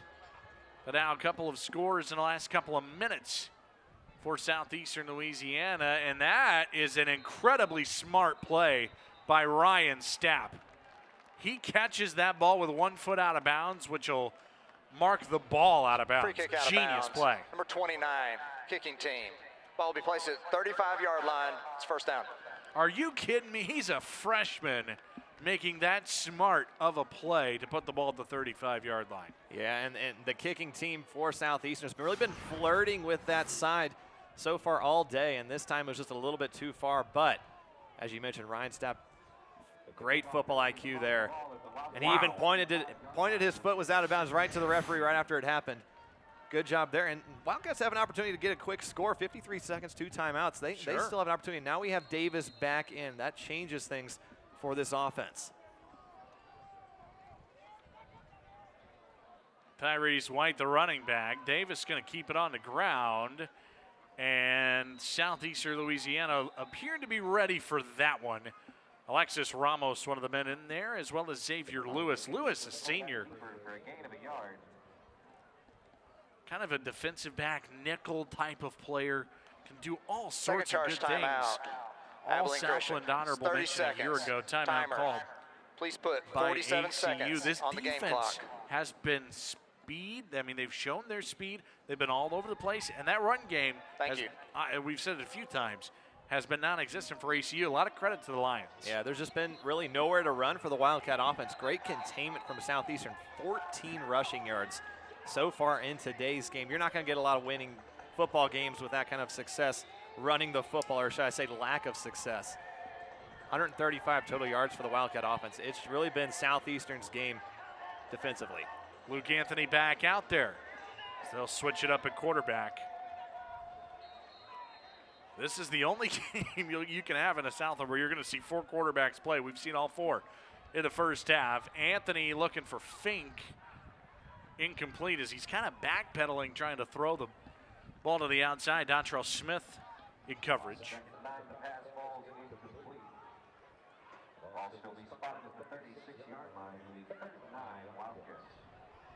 And now a 3rd and 9 with just 41 seconds left. 1 timeout for Abilene Christian. Pressure coming. Anthony trying to run away from it. He will take off and run out of bounds. And that'll bring up 4th down. And he's run out of bounds behind the line of scrimmage. Loss of 2. And Anthony looked visibly frustrated as they headed to the sidelines now for a 4th down. Really just nowhere to pass. Some great coverage in the secondary for the Lions. And that's just been the story so far today. 2 picks. And honestly, what should have been a 3rd pick earlier in this game. I'll be really curious to see who comes out and who takes the majority of the snaps at quarterback in the second half.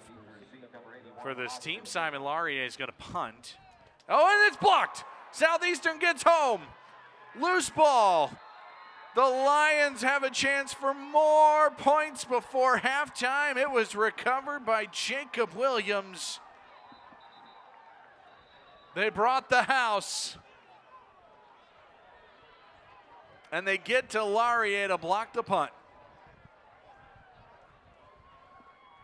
And this game has just gotten ugly for the Wildcats in the past few minutes. 2 touchdowns and now a blocked punt. He didn't even have a chance to get that one off.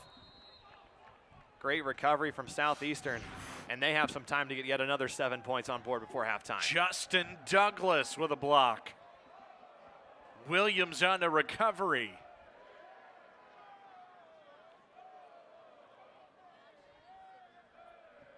So now from the 12-yard line, Virgil keeps the play alive and throws it away with 19 ticks, and a flag comes in at the end of the play in the backfield, or from where the pass was being thrown from, I should say.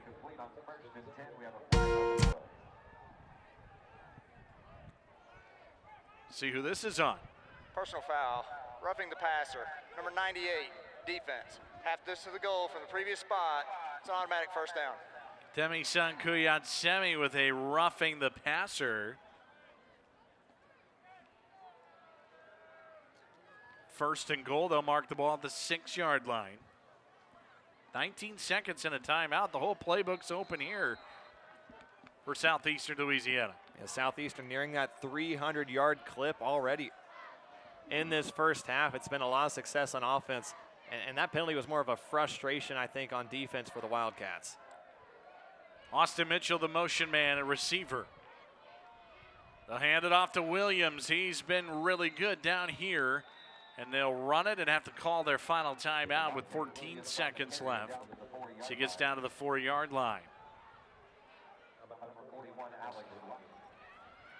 Third and final timeout, Southeastern. So you'd like 30 to seconds. think that this is at least 3 for Southeastern Correction, Louisiana. that's a full timeout. But we've seen that that's not always an easy assumption to make with the kicking game. But now with no timeouts left, you figure they probably have to throw the football to avoid the clock running out. Yeah, the only really option you could do is run a quick run play, get back to the line really fast, and spike the ball for an opportunity to get the kicking team out there. But it is risky business. I wouldn't be surprised we see Virgil back in there because he has an ability to also run the ball. Gives him 2 options, similar to what Davis does for the Wildcats. Just haven't seen that as much on Wildcat offense so far in this one. The ball's at the 4-yard line.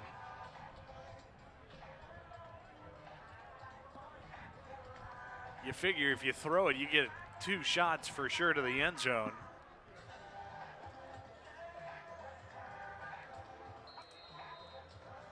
And we talked about Austin Mitchell in the pregame out on the far right.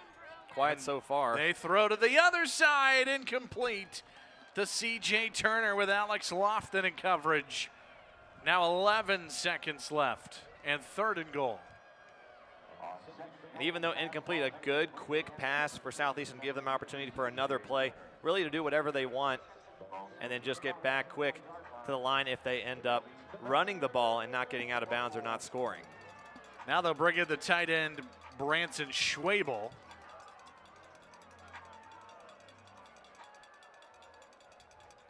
Third and goal from the 4. Pressure coming, the quick throw, the catch is made, and into the end zone goes Javon Connor.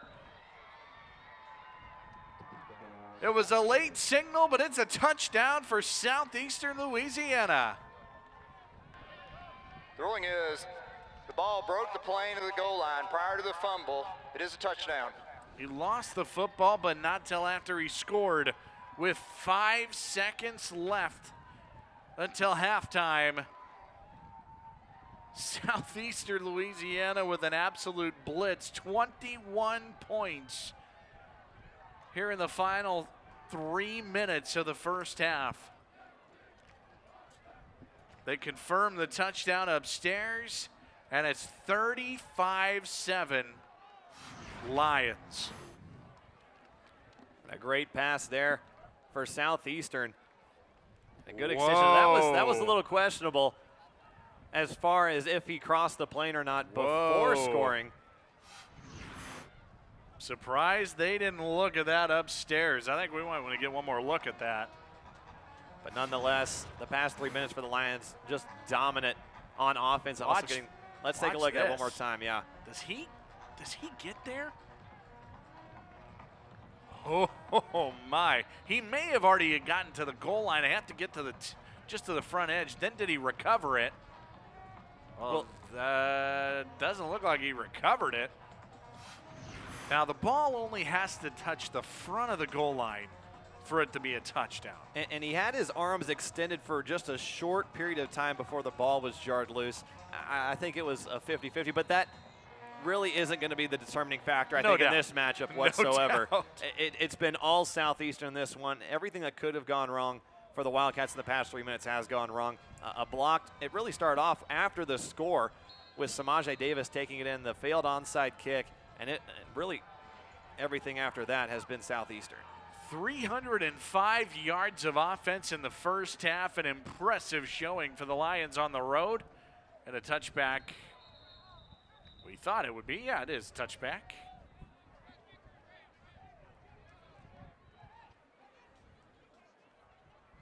Ball out to the 25-yard line. You expect ACU to take a knee to send us into halftime.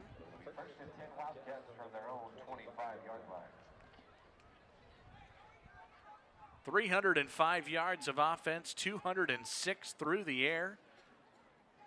21 points in the second quarter alone, all of them coming in the final 3.5 minutes for Southeastern Louisiana. It was 14-7 at one point, but we go into halftime with a score 35-7, Southeastern Louisiana. Halftime coming up on ESPN+.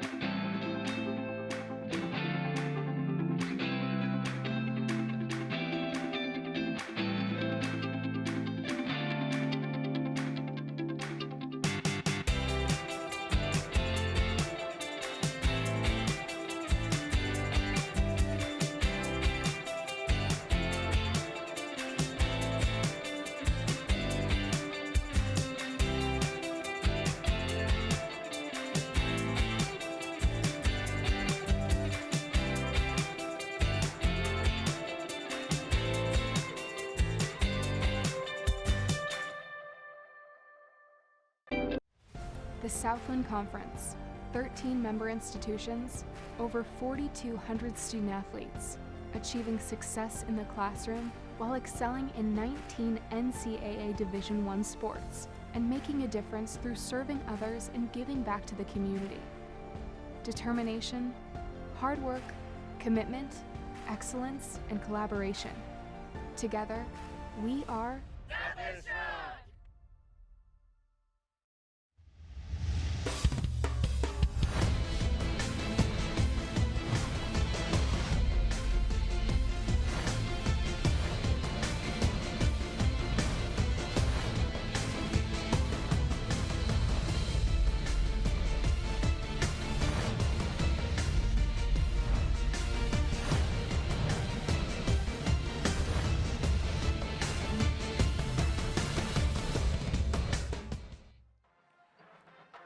Halftime at Wildcat Stadium in Abilene, Texas, all Southeastern Louisiana here at the break, 35-7. It was 14-0 at one point with the Lions on top. ACU with a big touchdown to get back in it, or so they thought they were going to get back in it. 21 points in the final 3.5 minutes for Southeastern Louisiana. A 4-touchdown lead at the break. More halftime coming up.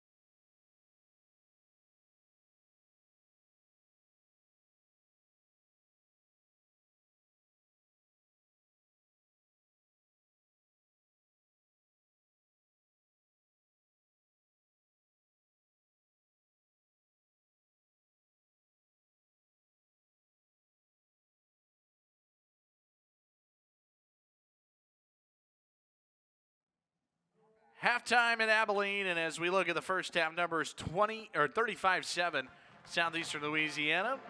All Lions so far. The 10 rushing yards for ACU stands out. 305 yards of offense for the Lions. Yeah, it's just been a lot of success for offense for Southeastern. The big thing has been third down conversions. They've been able to continue drives and extend them. They're 7 for 11 on third down conversions. Meanwhile, for the Wildcats, that's really been their Achilles heel so far in this matchup, and it's also because they're putting themselves in a bad situation.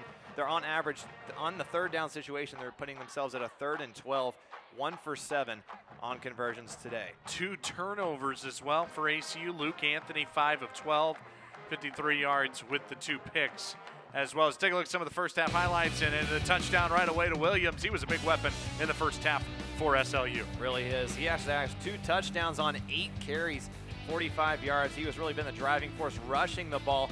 And then looking at more rushing, we have Virgil at the quarterback position, 4 carries, 41 yards, and his first rushing touchdown of the season later in the second quarter. Well, and then it was the big play to the big tight end. De Blasio is 53 yards. He was all sorts of open to make it 14-0 at that point. Yeah, and a lot of blown coverage. That really set the tone for the rest of the half with Brandon Richmond.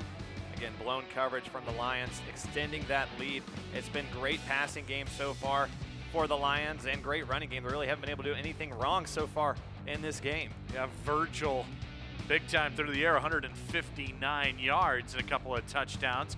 ACU got back in it with a Samaje Davis touchdown coming after the big completion to Josh Fink. Davis was the spark in the first half. He really was. He really brought this game back into a competitive situation at 14-7. Really led the way running. Samaje Davis, 9 carries, 32 yards, and that 1 touchdown that we just saw right there. But after that, things got really out of hand for the Wildcats. Yeah, then it was all Southeastern Louisiana. This was a walk-in touchdown for Virgil. He was good on the ground as well, as you mentioned. A big first half for this SLU offense. Really has been. Rushing yards in total, 99. Passing yards, 206. They've done a great job so far. 35-7, more halftime on the other side.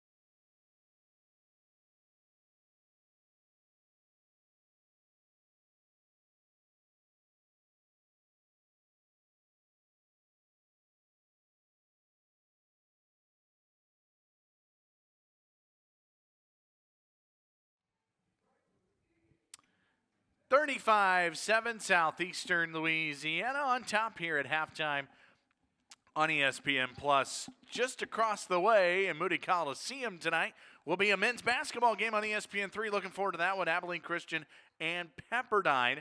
Abilene Christian, a team that was in the NCAA tournament a year ago as Southland Tournament champions. And there was a lot of different folks enjoying that experience at Abilene Christian University. So we didn't really know what we wanted to do for spring break, and we realized that the tournament was in Katy, and we just decided we wanted to go. You know, we were actually driving back from spring break, so we weren't there for the whole tournament, but we saw, you know, through social media that we were playing the championship game in the Southland Conference, and that if we win that game, then we're going to be going to the NCAA tournament for the first time in school history. So we said we've got to stop there and go to the game. It kind of felt like a home game with how many alumni were there. I wasn't expecting to see so much purple in the crowd, even in Houston. That whole arena was ACU fans. I think we took over that arena. Just amazing atmosphere because we were in the front row and there was just purple all around us. And we just got to watch the players warm up. We got there an hour early, and just seeing them embrace all the fans that were there, it was awesome. You know, even when we were winning in the second half, we kept thinking there's no way we're going to win, just because it doesn't feel real that we'd be playing in an NCAA tournament game when it hasn't even been a possibility for the first, 100 years of our existence. You could kind of feel the energy swelling up as just every time we scored, it was just an eruption of joy. When I knew they were going to win was when Hayden Farquhar hit those 2 threes. We were already high-fiving and hugging, and we're telling each other, this is it, we're going to do this. He hits the one at the top of the arc, and he goes back. I can see him celebrating, and he's just got his head high. But then the second three-pointer, I already said, he's in the corner, grabs it, he's wide open, stares at the UNO defense like, all right, great, leaving me wide open, lets it fly, makes it, and I'm right there behind him. And to see that was just terrific. I mean, we were going to win the game. And to watch the seniors walk off the floor with about a minute left, it was just awesome watching Coach Golding and them embrace each other. You know, it's just hard to describe. It's just, you're not even playing, but for me, it was like I was with this team, with both these teams the entire time. And it's just very emotional to see them take down these teams and become the Southland champs. So when the clock finally hit 0 and we won, I mean, you could probably see through the television how excited all the ACU fans were, jumping up and down. The fact that we're, you know, it's hard to believe, it's hard to put into words, actually feeling like, you know, a Division I program that's going to the big dance. And being on the court with them while they were celebrating, you know, I remember Jalen crying with one of the coaches. It's just hard to describe that feeling for them. And then for me, just as a student journalist, being there to witness that in my senior year is just amazing. There were tears being shed because it took a lot to get to that point. And you could feel how much it meant to those players, to the coaches. We got to go on the court whenever they were cutting down the net and take pictures with all the players. And we got to see Hayden and Paul, and we sang our club song on the court. I went on the court and celebrated. I got a picture with the trophy with one of the coaches and got to watch them cut the net down, which is what every college student dreams of when you're supporting the team, is to watch that net come down and, you know, hoist the trophy in the air. So, you know, they're playing We Are the Champions in the arena, and they're talking about ACU. We're the champions of the Southland Conference, and that was an incredible experience.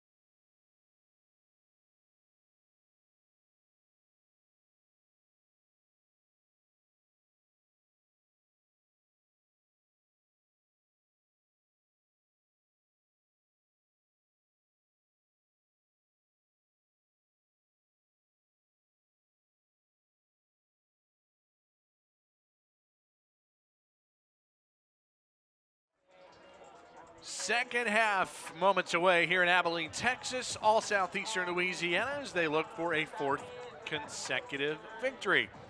Big end of the first half there for the Lions. So, you know, as we talk about the Southland Conference and the race to a title here, southeastern Louisiana is right in the thick of this thing. UCA, Nichols, Sam Houston, all 5-2. This is going to be an interesting race down the stretch over the final 2 weeks. Really is, and so far we have one other matchup of this tight race. Sam Houston State taking on Northwestern State at the moment. Northwestern State near the bottom of the Southland Conference standings, but really coming up with that possible upset, up 31-28 with just 7 minutes left to play in that one. Yeah, so that'll be big. Nichols plays these Lions next week in Hammond, Louisiana. A huge game that could very well decide how this thing plays out. Central Arkansas, they're not done. Sam Houston State could be alive. Maybe 3 at the most to go to the FCS playoffs. So my guess is one of these teams gets left off the list. I'm not sure who it's going to be, but this will be an interesting stretch here in these final couple of weeks. Southeastern Louisiana taking care of their end of the business so far, though, up 35-7 in the first half, and they get the ball to start half number 2 on Senior Day here in Abilene, Texas. We mentioned it a couple of times, but it was 14-7 at one point, and then 21 straight points for the visitors here in West Texas.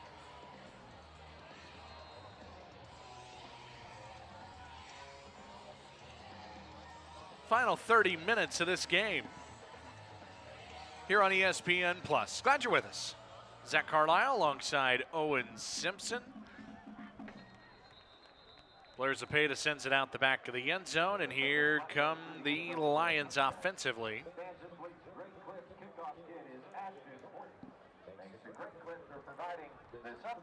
And an offense that put up 305 total yards in the first half. The 35 points. They scored 34 all of last week. They did a really good job, and it seemed that they've just been able to replicate what they did last week in that success offensively and defensively, holding Abilene Christian to just 7 points and forcing those 2 turnovers and the punt block, really counting as a 3rd turnover for the Wildcats and getting that final score before halftime. Virgil, 159 yards through the air in the first half. Adds to it here with a completion to Lorenzo Nunez. First catch of the game for the senior out of Kennesaw, Georgia. Actually lost a yard as the pass was behind the line of scrimmage. Interestingly enough, Austin Mitchell, the redshirt junior, shut out, no catches in the first half, just 1 target. And really surprising coming in as really the lead receiver for this Lions offense, but it's been spread out other places so far today and really has put the Lions in a successful position. Now Cole Kelly, the quarterback, he takes a shot down the middle, pass caught, running free. It's been a tight end type of day for Southeastern Louisiana. Branson Schwabel running free down the middle of the field. There is a flag down on the play. We'll check that as they find a big tight end down the middle. Great job by Kelly to compose himself to get that thrown, but let's see what the penalty is. It all Jones going to tell us. Legal formation, 5 men in the backfield on the offense. It's 5 yards from the previous spot, 2nd down.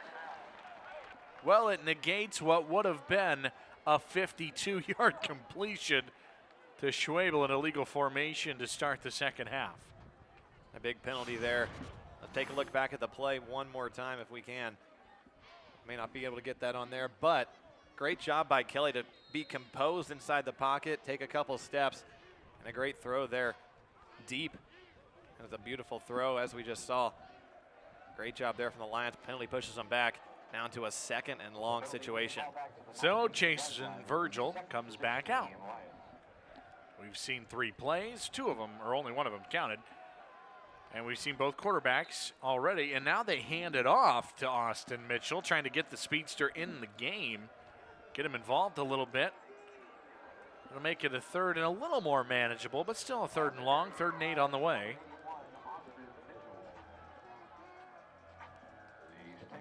Mitchell doesn't have a ton of catches this year, 35, but his yards per catch is through the roof at 19. And he's a fast guy. He's 5'7". He's not a big, threatening kind of receiver, but he's shifty, and he's been able to expose defenders all season long, over 600 receiving yards, and leading the team going into this game with 7 receiving touchdowns. Yeah, a ton of talent and a ton of speed all around on this offense.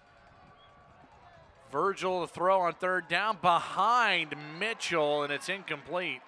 Gibbons came over the linebacker in coverage, and a pass just a little behind number 81, and it brings up fourth down. Yeah, not a good throw there from Virgil. Got away with what could have been an interception on the play. Take a look at it one more time. He had all day to throw. He wasn't too concerned about that, but a little bit behind him, and it'll force the incompletion there and a fourth down. You're right. If he leads him, that might have gone right into Jack Gibbons' arms, the linebacker, for the first turnover for Southeastern. Instead, it's a punt for Austin Dunlap. A lot of low punts today. Oh, that takes a weird hop. And Kobe Clark, did he call for a fair catch? Yeah, he did. So you can't run for it. How in the world did he have enough time to call for a fair catch on a ball that was like 8 feet off the ground? Another mark at the 38-yard line. It is Samaje Davis coming out to start this drive for Abilene Christian. And I think that's the right call. He hasn't been able to throw much, only 3 pass attempts so far, but 68 yards. One big one to Josh Fink, which ended up being the only score for the Wildcats in the first half. And he's also been able to run the ball, leading the team with 32 rushing yards, and that score back in the second quarter. Tracy James, the senior running back, to his left, and they come right after him. And is that a catch? Josh Fink, wow, well done on the sideline. Great footwork from the senior. And that's Fink's only second catch so far in today's matchup. He had the one for 62 yards, but a great extension there. A solid completion now for second down and short. Good completion on first down for 6 yards. Davis will throw again. A lot more time on this second down, and then the pocket collapses at the end. And one of those men in there defensively was their big defensive back, Xavier Lewis. Again, he plays more of that nickel position. He can cover, but they like to send him in on blitzes as well. He was in there along with David Fields, the defensive end. And Davis had a lot of time to throw. There simply just weren't any options in the secondary. Great job by the Lions being able to hold Davis where he was and get the sack. 3rd and 7 now.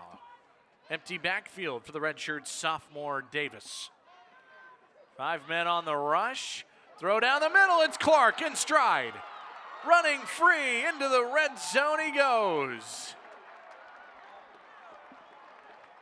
Davis has been the spark plug. Completes it to Kobe Clark for 38 yards. And this is exactly why the coaching staff put Davis in to start the second half. He looks much more composed inside the pocket. He's able to get out of trouble if he needs to. And a great throw there to Kobe Clark. Big time throw. Now a busy backfield. And Hohenstein, the tight end, the motion man. And Davis going to keep it here, and he almost got away, but he couldn't quite. Good ankle tackle, Alexis Ramos, the junior out of California. Transfer from Hartnell College. Good play by the linebacker. First-year Lion. There wasn't a lot of time for Davis to really get anywhere after the fake handoff. Defense was already closing in. Now 2nd and 12 here for the Wildcats. Tyrese White, the back. A fake, and they throw it, and they get White out in some space. Trey Drake, the linebacker. And a safety, Trey Spann, making a stop. 3rd and long coming up.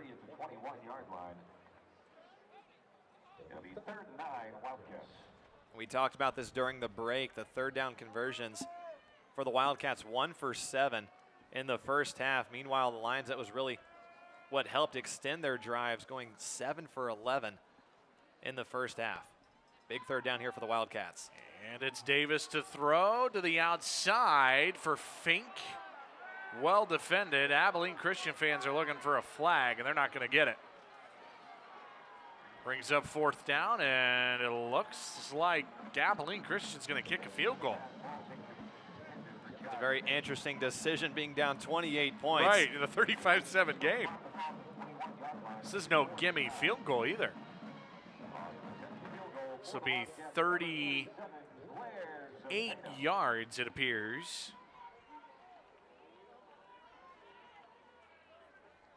Blair Zepeda is just 2 for 7 on the year from kicks within 30 to 39 yards. This is 38.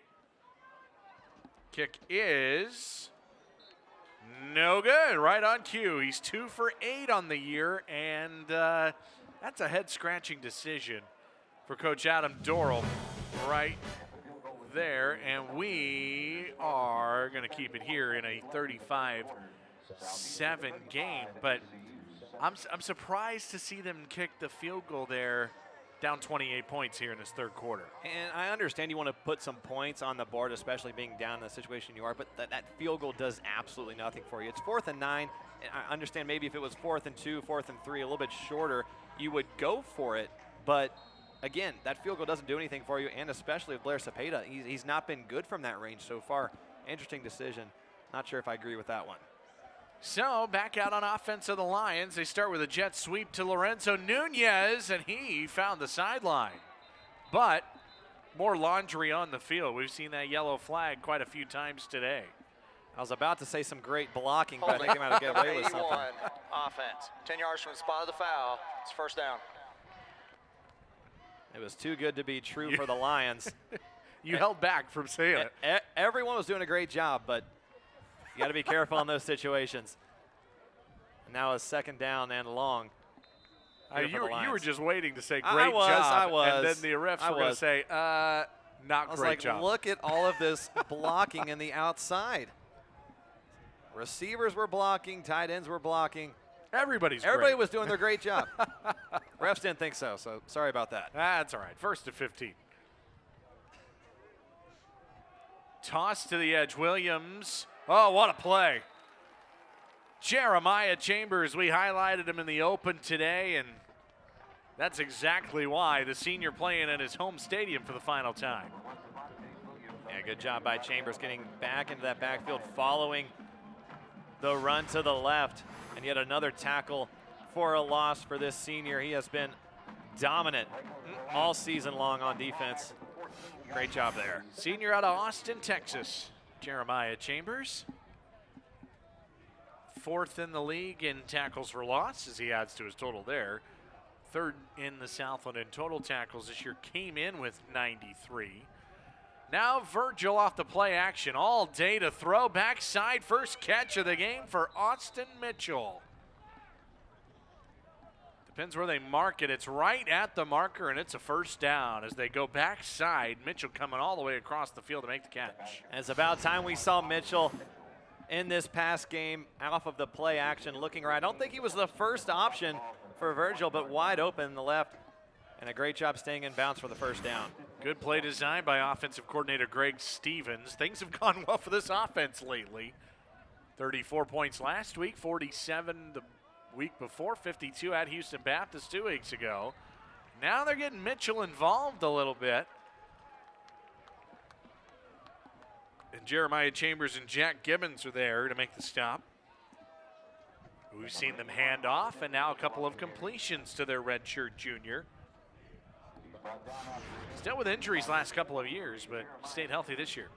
And he's fast, but his size definitely is a factor when it comes to running the ball. Taken down pretty quickly there in a 2nd now and medium.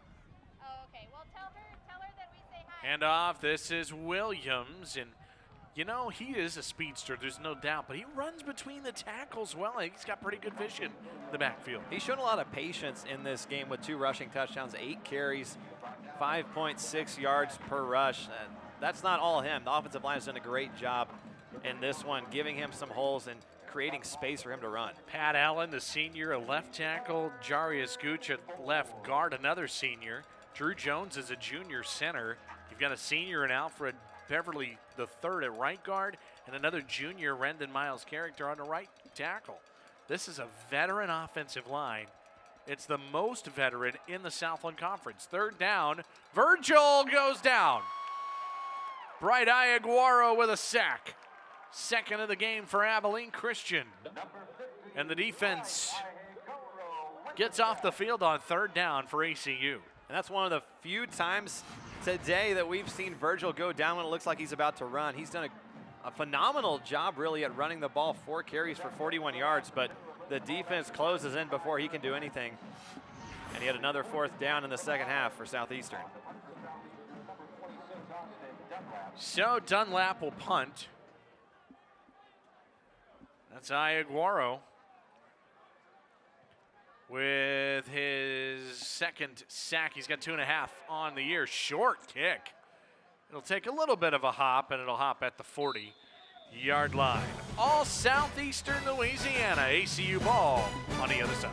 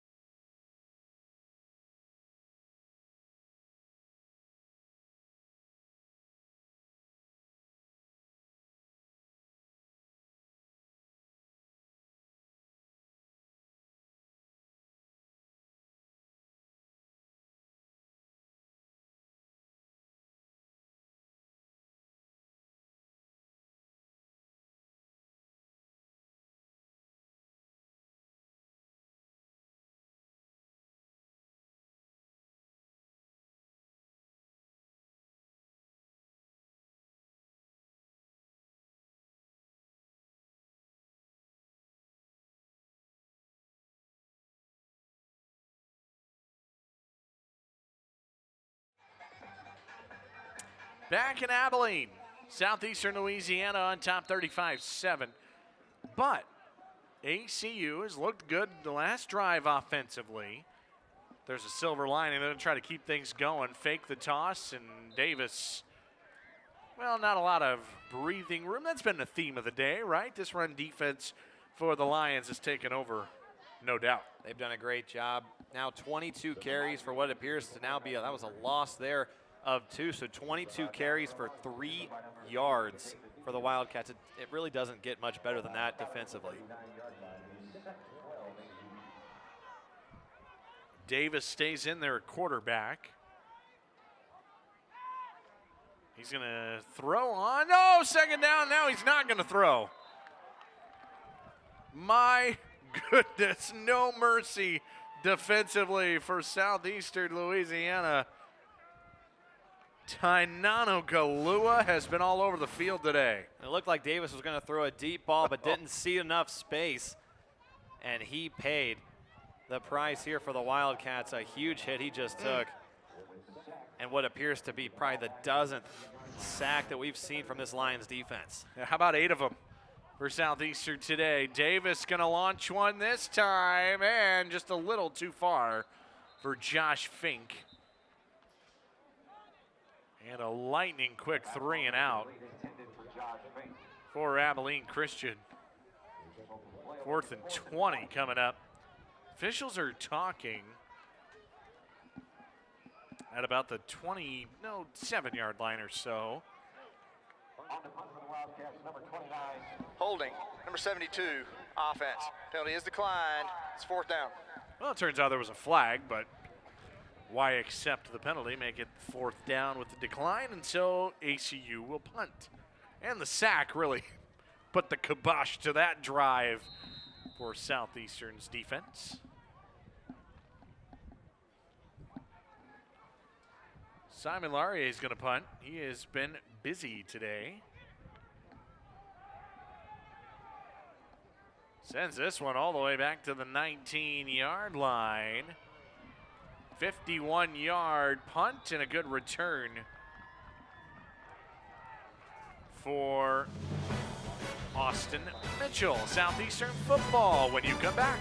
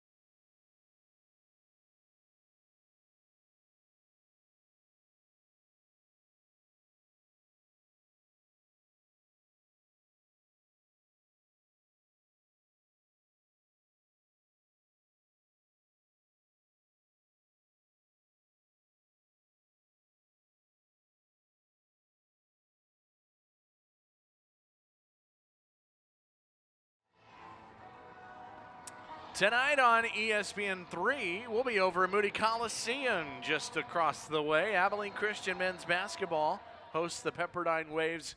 Looking forward to that matchup tonight at 7:30, ESPN3. Back at Wildcat Stadium, reverse time.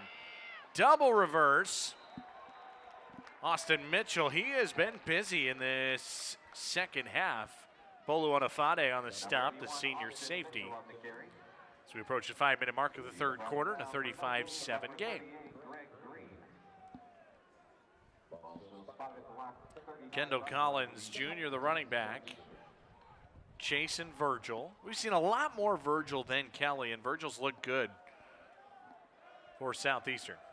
Really has 15, 22, 174 yards and 2 touchdowns. He's really been dominating run and pass. Quick hitter to the outside. Incomplete, looking for C.J. Turner. Turner had some kind of catch in the first half. Went up over the defender, Alex Lofton. That time incomplete, 2nd and 10. Or it should be 3rd and 10. Yeah, 3rd and 10. After the run for no gain on 1st down. Incompletion, now 3rd and 10. Southeastern was 7 for 11 at halftime on 3rd down conversions. Since then, second half, they've made some adjustments defensively for the Wildcats. 0 for 2 to start, and yet another 3rd down opportunity here. 4-man rush. Pocket collapses. Virgil will run, and now a flag is thrown as well. Taken down well shy. He had a long way to go. Now we'll check the marker as it was thrown right as he was basically being tackled by Makoni Pole. Big number 95 for ACU. 76, offense. Penalty is declined. It's 4th down. And they'll decline the hold. And the big difference between the first and second half for this Wildcat defense, they've been able to contain Virgil much better than they were in the first half. Virgil really was able to do whatever he wanted, pass and run in the first half. And now for the third consecutive possession, Southeastern's punting. This ACU defense, they've been on the field a ton, as you mentioned, and we've seen them a few times this season. It just feels like they've kept Abilene Christian in a lot of their games this year. The defense gets thrown into these really tough spots where you're on the field your own side of the 50 and all of that. And here's a punt. Fair catch called and had by Kobe Clark. Be the Abilene Christian offense. We'll talk more about this defense for ACU when we come back.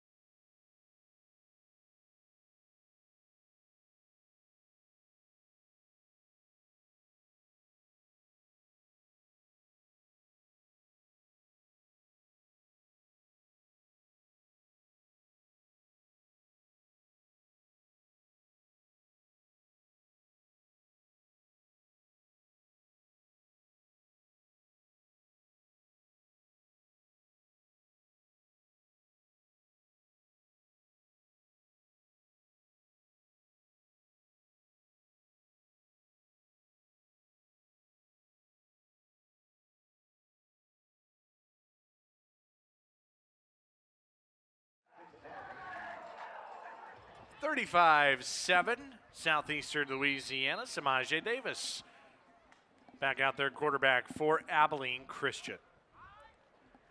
Down 28 points here in their final home game, and there is Josh Fink to the outside. It's really more of he's a toe tap specialist, isn't he? He's so good on the sideline, makes the catch in front of Chantrez Spates right there. That's when he's most dangerous, outside. Well, now we have whistles.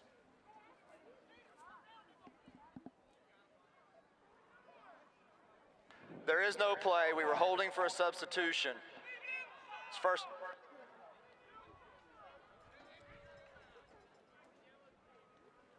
And, okay.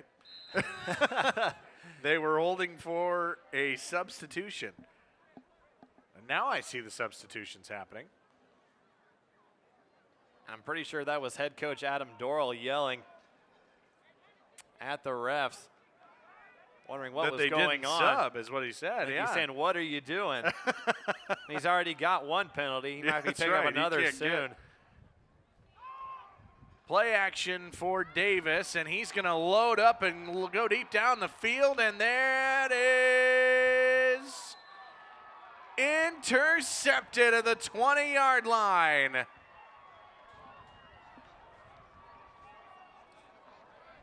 And it's Xavier Lewis with a pick. And that's yet another interception. Both Anthony and Davis have been doing the same thing, and it's throwing deep into double coverage. Davis now with that first pick in today's game. Take a look at this one more time. He had a little bit of time to throw, but was rushed at the end. And a deep throw. Good idea to throw deep, but just not in that type of situation. Great job defensively to get in front of the receiver and pull it off for the third interception in today's matchup. Kobe Clark had to play defense is what it looked like, as that was well done by Xavier Lewis playing center field. It's Cole Kelly at quarterback, and he, the big fella, gets 11 yards on first down. Boy, he is some kind of power. At 6'7", 260 pounds. It's hard to stop that, especially at the quarterback position. Such a rare breed to see a quarterback of his size and caliber. And a good job there on first down to get that next first down. Maybe not fast. But you don't need speed with that kind of size. But it works. And he is going to pull the ball and keep it. Wow, really tucked that in the gut of Kendall Collins Jr. He held that for a long time on that zone read. Gets maybe a yard. And the Wildcats really closed in off that read. Just crashed in, not a lot of places to run on that first down. Good defense from ACU. Five wide. We've seen a lot of quarterback runs out of this set.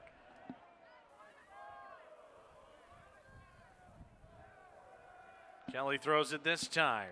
Nunez trying to break free. And did he lose the football? Yes, he did. It's Abilene Christian who gets a takeaway on defense. And the Wildcats have had so many close opportunities to getting that first turnover. And they finally get it this time, and a big time before the runner was down. Turnover here. Recovered by the defense. First down. Nunez trying to make a play. And a great job getting off the broken tackle and just punched right out by the Wildcats. And they take full position right there. Look, be Donovan Johnson. Ruling on the field was a fumble. The play is under review. They're going to take a look at it. How about the play made by Adonis Davis? He punches it out and recovers it himself. Now the only question will be, was the leg of Lorenzo Nunez down before the fumble happened? So that's what they're going to take a look at. Remember, all plays are reviewed in college football. So we'll take a look and see if it indeed was a fumble. Let's take a look one more time. Davis really just got his fist out, put it right in the perfect spot. That's close. It's close. I think he might have got it. I don't think his knees were down. We might be able to take a look one more time. That was really close. Slow it down. Is the knee down? Could be, the shin could be down too. If either is down, I don't think he's down. I think that's the a ruling fumble. on the field is confirmed. Fumble recovery by the defense. It's first down, ACU. Well done by our outstanding student-run crew at ACU TV. Putting this game together, and a good job by that officiating crew as well to get that call right. So Abilene Christian's going to take over in plus territory for the first time, and it is Luke Anthony back out at quarterback for the first time in the second half.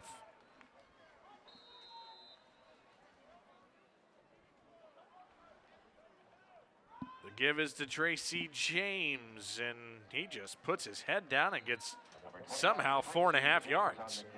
We haven't seen a whole lot of James in today's match, but only his 6th carry in this game, even though he's been the lead back for the Wildcats all season long. He struggled early, but a good run there on first down. He's been one of the best running backs in all of FCS in 2019. What a senior campaign for number 21. Now Anthony to throw on second down. Time to do so. Now taking a shot, and he throws it right to a Lion. Picked off in the end zone. Second interception today for Donnell Ward McGee, and that one was an absolute gift. Here's why I don't understand about the decision to have 2 quarterbacks. It brings a lot of potential to an offense, but when you have a quarterback who's been sitting since the second quarter and you put him in with 2 minutes left in the third quarter, that makes a lot of challenges for Anthony coming in cold, and a throw that really had no chance at getting over to Kobe Clark, the intended receiver, just well overthrown. It's tough for a quarterback to come off the bench and the sidelines for so long and to get back into a groove. I'm not sure what the decision was and why that decision was made to put him back in after being out for so long. 3 interceptions for Luke Anthony today.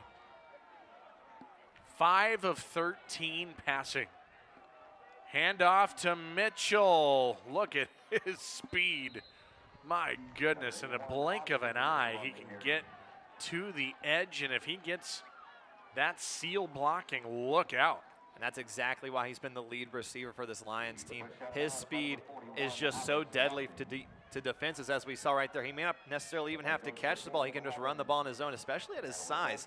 At 5'7", he's more built like a running back, just small. But he shows right there his speed is definitely detrimental to any defense. From the 31-yard line, Kelly with pressure immediately runs away from it, and a good pump fake. And it's incomplete as he was looking for Mitchell along the sideline. Brandon Richmond in coverage. And he was really rushed right out of the gate, heading outside his pocket to the right. Nowhere really to throw, had a little bit of room. Whoa! But what a hit. Look out on the sidelines as well. I don't think he was exactly ready. He didn't have his pads on for that play. They have to fix the chains along the sideline because of that hit. Cole Kelly throws once again. Dangerous throw to the outside. Flag is down as the catch is made by C.J. Turner. Donis Davis in coverage. Torrey Hargrove as well, but there is a marker. It's been a busy day for this crew and referee Fidel Jones.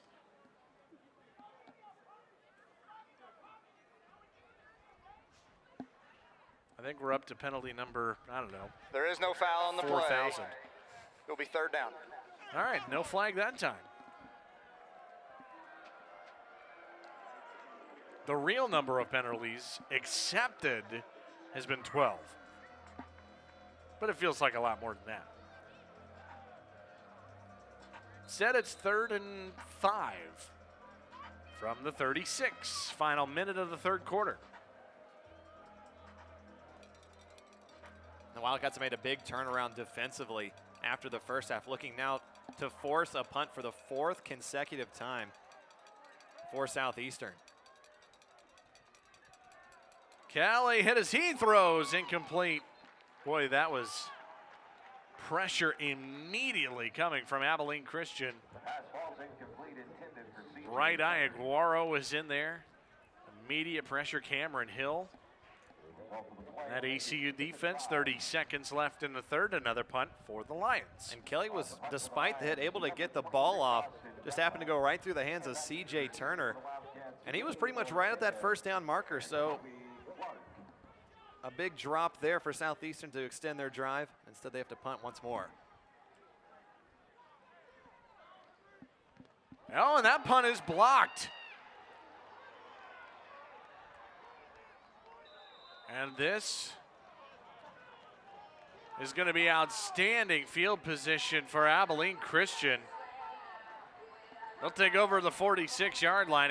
It was partially blocked, and it jumped up ahead, and ACU's in plus territory once again, so to go back to the punt. I thought a Wildcat might actually pick it up, but they decided to let it roll a little bit. If they pick that up, they can run with it. Yeah, not sure why they didn't, or at least drop on it to keep it from rolling back, but nonetheless, a good blocked punt and good field position. Samaje Davis, the quarterback.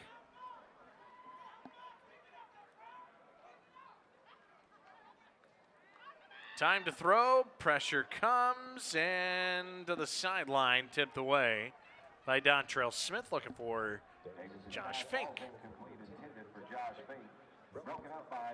15 seconds in the third. And no really to throw there on 1st and 10.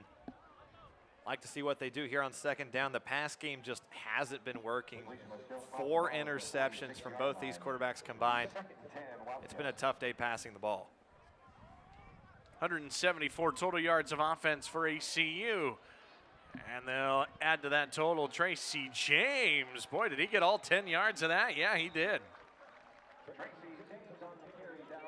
It's a powerful back. ACU had 0 total rushing yards before that one. That will should be the final play of quarter number 3. First charge timeout. Well, and ACU, instead it's a 30 timeout called seconds. by Abilene Christian. After a run of 11 yards for Tracy James. And James looked to almost have lost the ball on the handoff. Not sure if he saw that, Zach, but right at the handoff, juggled the ball a little bit. Ended up able to hold it back on and just does his thing by just pushing forward as the big running back he is to get a first down there on 2nd and 10. He's got a streak that he's trying to keep in line. He has scored a touchdown in every game of this 2019 season. Has yet to do so today. He's going to have 15 minutes and 7 seconds to try to do so. This will more than likely, what do I know, be the end of the third quarter. Could be a throw. Who knows? Let's find out. 1st and 10. Davis will throw. Pocket runs. He's going to escape and try to make a play, and he does so. There is a penalty down. A marker is down on the field. Kobe Clark makes the catch and goes to the 22-yard line. And let's find out what the marker is. It's in the backfield, which is typically a bad sign for the offense. Looks like they're coming on back. Holding, number 64, offense. 10 yards from the previous spot. It's first down. That is the flag, and there will be one untimed down. There will be one more play before the end of the third. You can't end the quarter on that penalty. So you were close, almost. Yeah, almost. Yeah. I mean, there's no time. There's no time left. So you were right about the time, right. But still one more play. That's right. Never assume anything, folks. I tell you. So they'll have an untimed play. Davis throws. Miller a screen, and that officially takes us to the end of the third quarter. 15 minutes to go. Southland Conference football from Abilene. Back after these messages.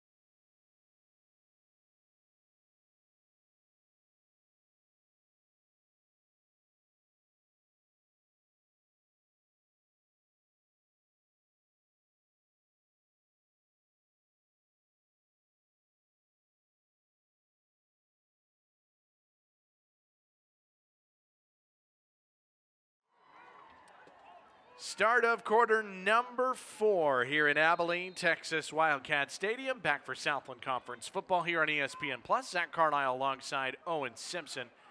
And this is Tracy James running in circles. Where's he going? And now he's running the right direction.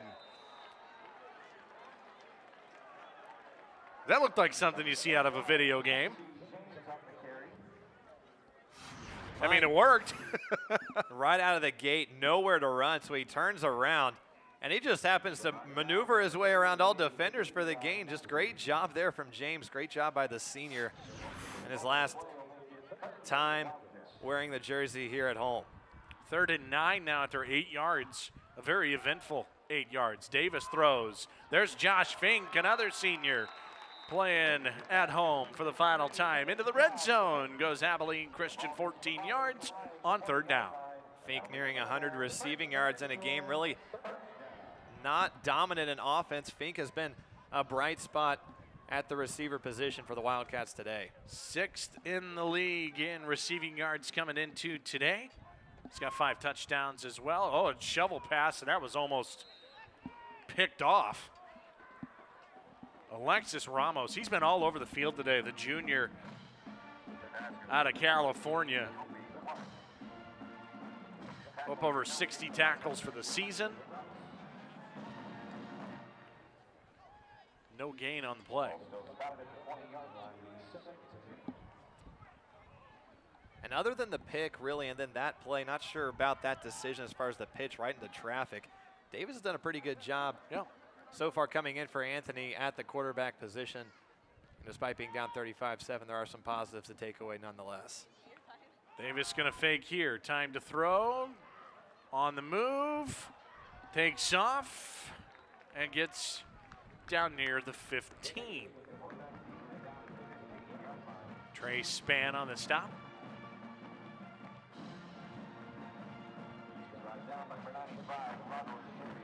Third and 5.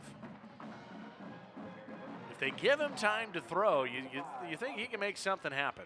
The secondary has just been so strong here for the Lions all day long. Not a lot of options to throw, but we might actually have one now here. Brandon Hohenstein for the touchdown.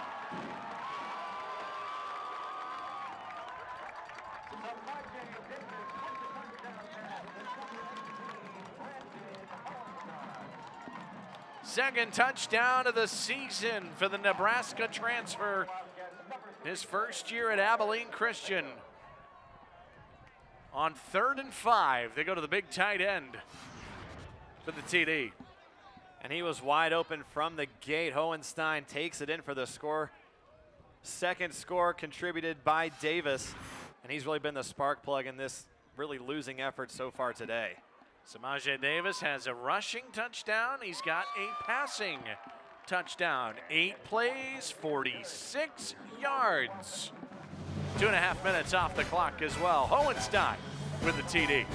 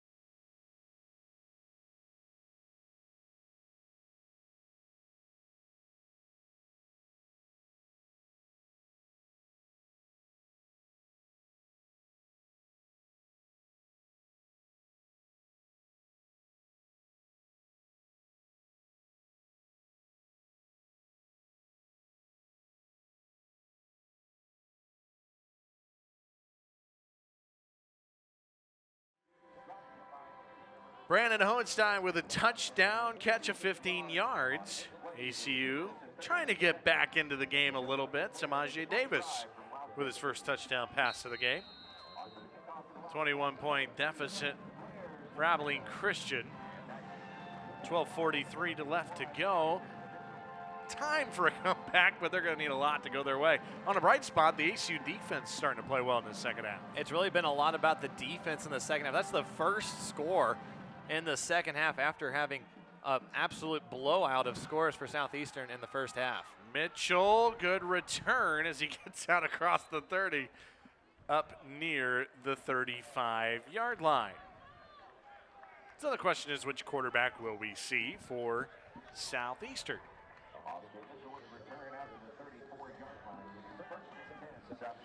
The Lions scored 21 points in the final 3.5 minutes of that second quarter. And they haven't looked back.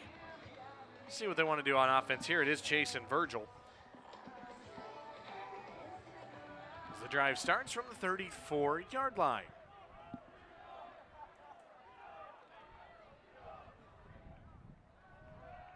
Virgil to the air. The outside, the Javon Connor. Out in front of cornerback Alex Lofton.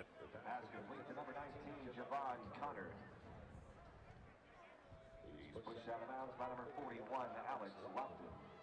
Completion goes for a gain of 7. The challenge for the Lions is they have to win this game. So first and foremost, you have to take care of business. And then you can worry about getting your guys, rest before next week. Big game against Nichols at home. Virgil's going to run here. Jack Gibbons runs him down. Gibbons, a junior captain at the linebacker position out of Spring Branch, Texas. 8th in the league in tackles, and he is an outstanding linebacker. Really has. Now for another third down here for the Lions. After doing so well in the first half, 0 for 4 in the second half on third down conversions. Looking here for that first one in the second half. Virgil's thrown for 183 yards, 17 out of 25 today. 7 of 15 in the game on third down is Southeastern to the outside. No receiver in the area. I think C.J. Turner was the intended target, and he got his feet caught up. As they were looking, it looked like for some sort of route to the sideline, and it's incomplete. Another punt. And it looked like Turner was going to run a corner route, but as he made that cut to the outside, gets tripped up by the turf, and incomplete pass, and now 0 for 5 on third down conversion. What a turnaround for offense on Southeastern Louisiana. 35 points in the first half, and they haven't been able to get past the 50 here in the second. Austin Dunlap busy in the second half. Fair catch, Kobe Clark. So ACU gets a quick stop. That's what they needed to see if they can get back in the game. And again, it's Samaje Davis. He's been the better of the two quarterbacks today between him and Luke Anthony. And he's going to have to be the go-to guy. The offensive line for Abilene Christian has struggled with the pass rush so far in today's game, and Anthony just doesn't have the same type of speed that Davis has. And I think that's why Davis has been in as much as he has, to avoid the sacks that have put them in very uncomfortable third and longs in the first half. From the 21. Little shovel toss again. Kobe Clark. Well, he's making men miss. Clark all the way down inside the 40-yard line. That was absolutely impressive. 42 yards of brilliance. And it didn't look like he had a lot of space, but just a couple broken tackles cutting back inside, and he has room to run. The defense for Southeastern Louisiana has looked a lot sloppier here in the fourth quarter. Davis fakes. Time to throw, slips away, flag down, Davis running. This might not count as he ducks inside the 25-yard line, but is it coming back again? Holding, number 72, offense. It's 10 yards from the previous spot, remains first down. Cage Hendricks on the hold. These penalties have just been huge. Let's go back to the 42-yard completion. A great job there by Kobe Clark. My goodness, just broken tackle after broken tackle. The sophomore showing off his speed there. But now the Wildcats in a 1st and 20 situation. All the way back out to the 47-yard line. Davis has to escape again. And he's going to run again as he gets to the sideline. Again, Alexis Ramos is around the play. Davis gets, call it 5. 2nd and 15 or so. If the carry goes for a gain of 5, it'll be 2nd and 15. But that's that element that Davis provides. He can scramble out of danger and try to make a play for you.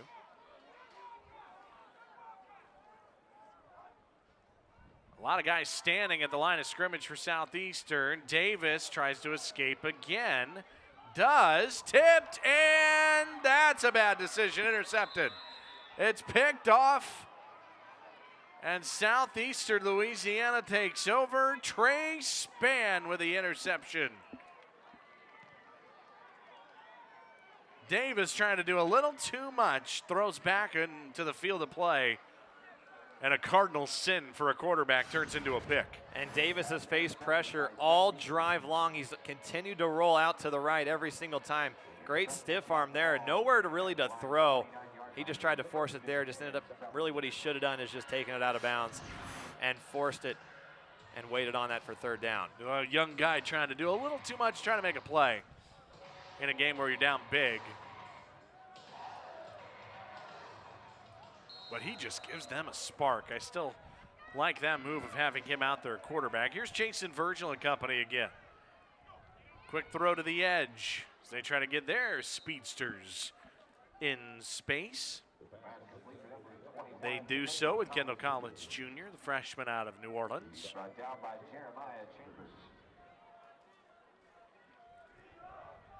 Here was the key in that first half, too, to Southeastern Louisiana. Not only were they getting good field position, blocking a punt, doing whatever, but their offense had to convert in those spots. And the offense absolutely did exactly what they needed to do at the end of that first half. It was really impressive to watch.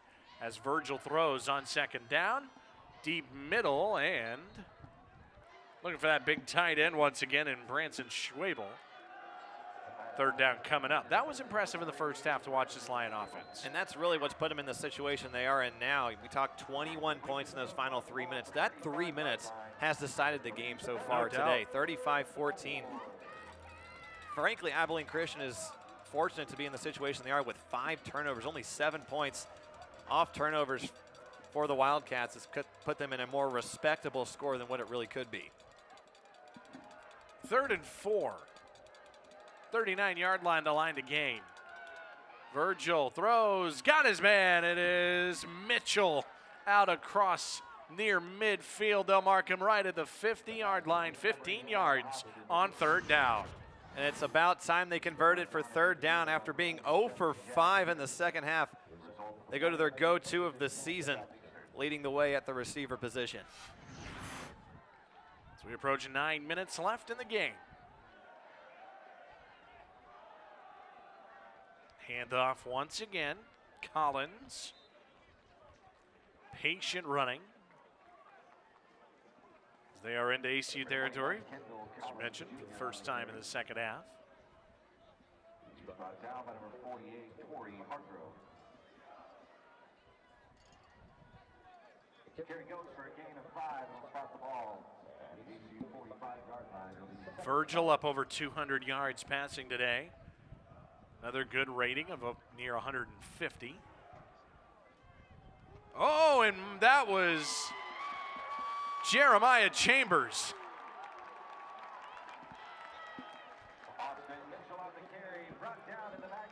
Chambers and the football both met Mitchell at the same time.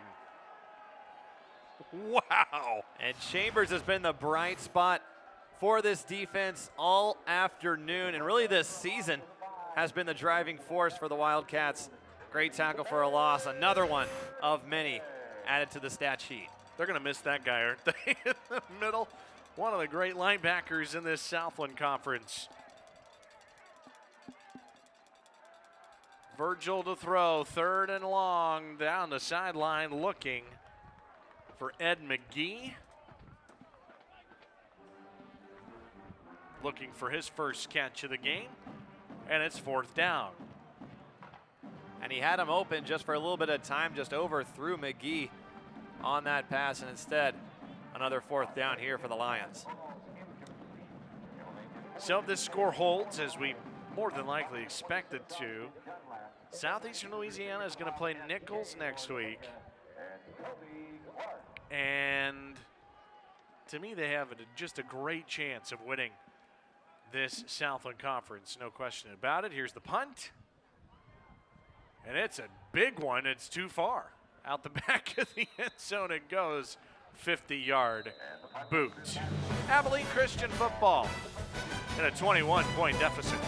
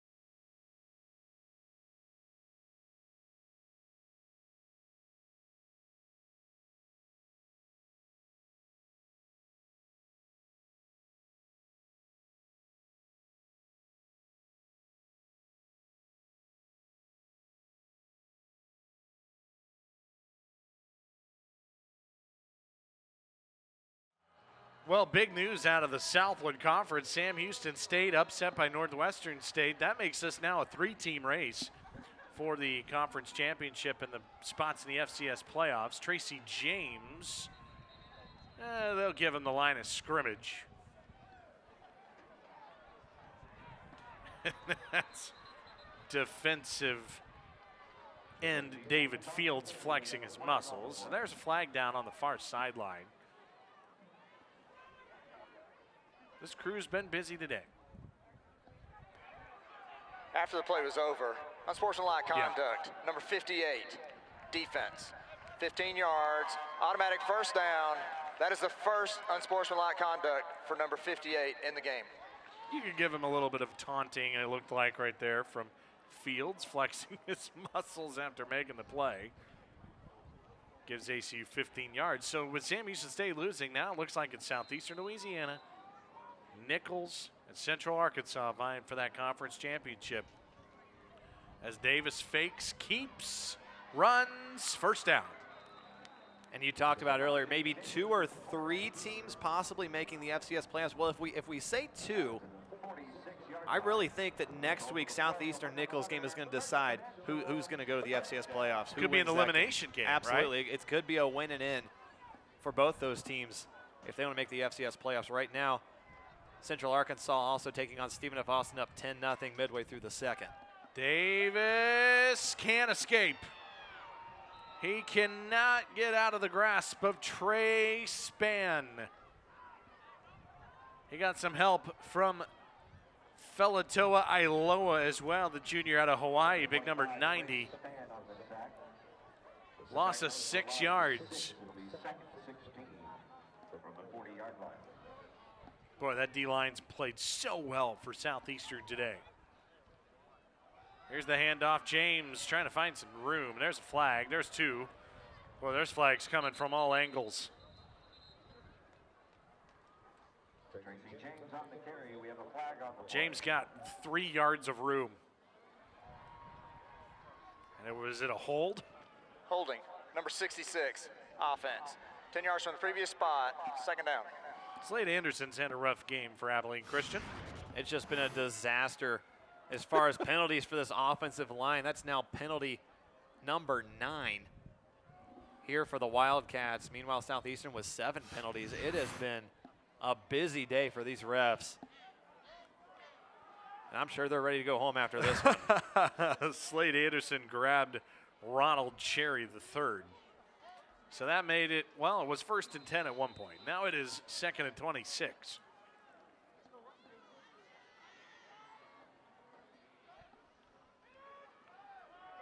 Screen time, Tyrese White, and that wouldn't have gone anywhere anyway. Isaac Adeyemi Berglund was in there. Dontrell Smith as well. I don't know how many plays we can talk about the offensive line just getting straight up bullied in this game, but it's just nonstop. And now 3rd and 26. This is on the offensive line. We got the holding penalty, you've got the sack, and then you have this play where Samaje Davis is just simply rushed into a pass.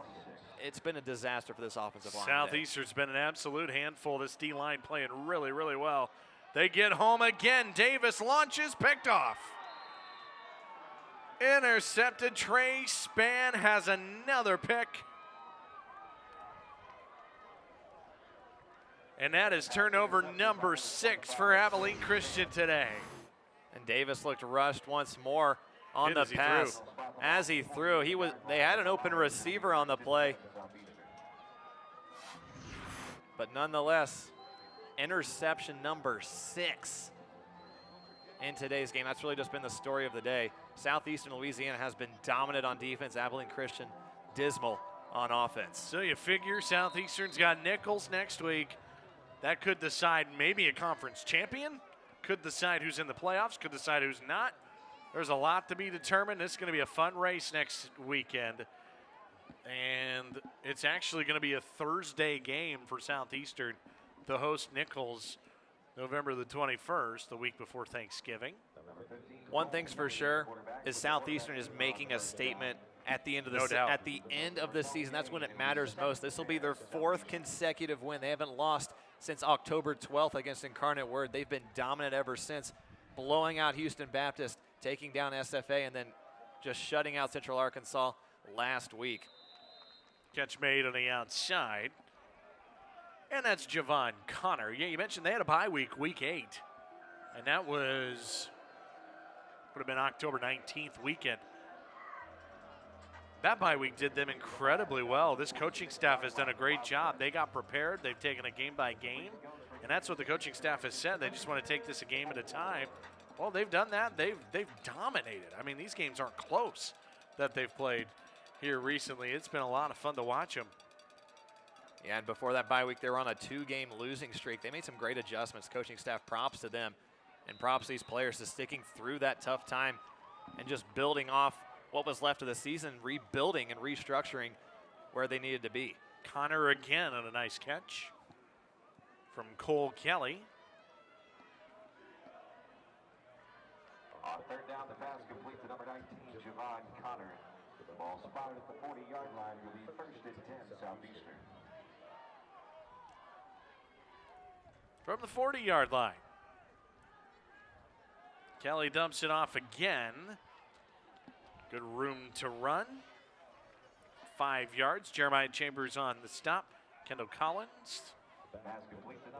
I love the multifaceted, all these running backs that they've got as these weapons for Southeastern. They get these guys in space. This offense can be really tough to stop. They've had 7 different runners on offense for Southeastern Louisiana to take a rush. And then looking at receiving, they've really spread it out. 10 players with a single reception or more. It's been a great day on offense. Prior to the snap, first charge timeout. ACU. This is a ACU media calls timeout. a defensive timeout. We'll take one with them. 4:16 left.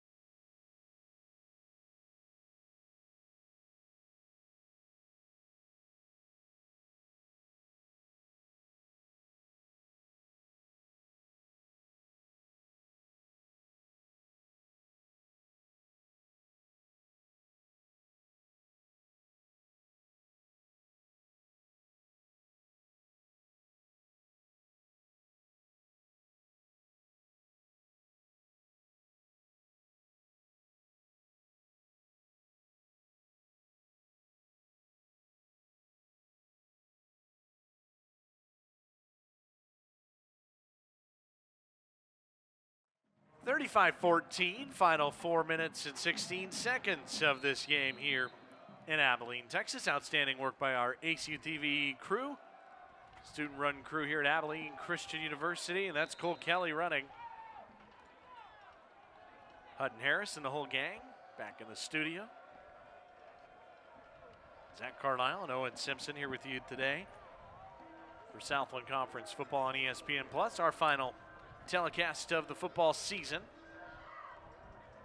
The second down, the quarterback spots the ball at the 31-yard line.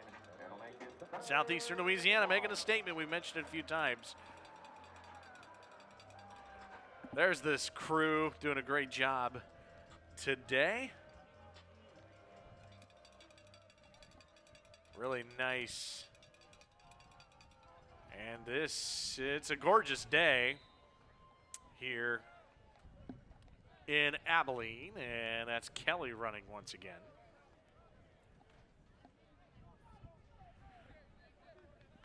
And another third down conversion there for the Lions on that play. They struggled a little bit earlier with third down conversions in the second half, going 0 for 5 to start.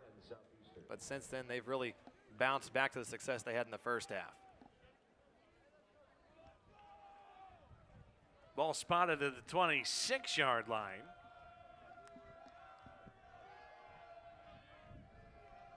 First and 10 for Kelly and company. Slings it to the outside, and busy in this second half has been Javon Connor. Makes catch number 6 today. Couple of yards on first down. Yeah, he's had a few of the shorter routes, only putting up a little over 30 receiving yards. He does have 1 touchdown on the resume in today's game. But again, offense has been really spread out for the Lions in today's matchup. Yeah, it hasn't been the home run offense, aside from the big 53-yard touchdown to Matt DeBlyso. 2nd and 8. Kelly to the outside he goes. And that's C.J. Turner.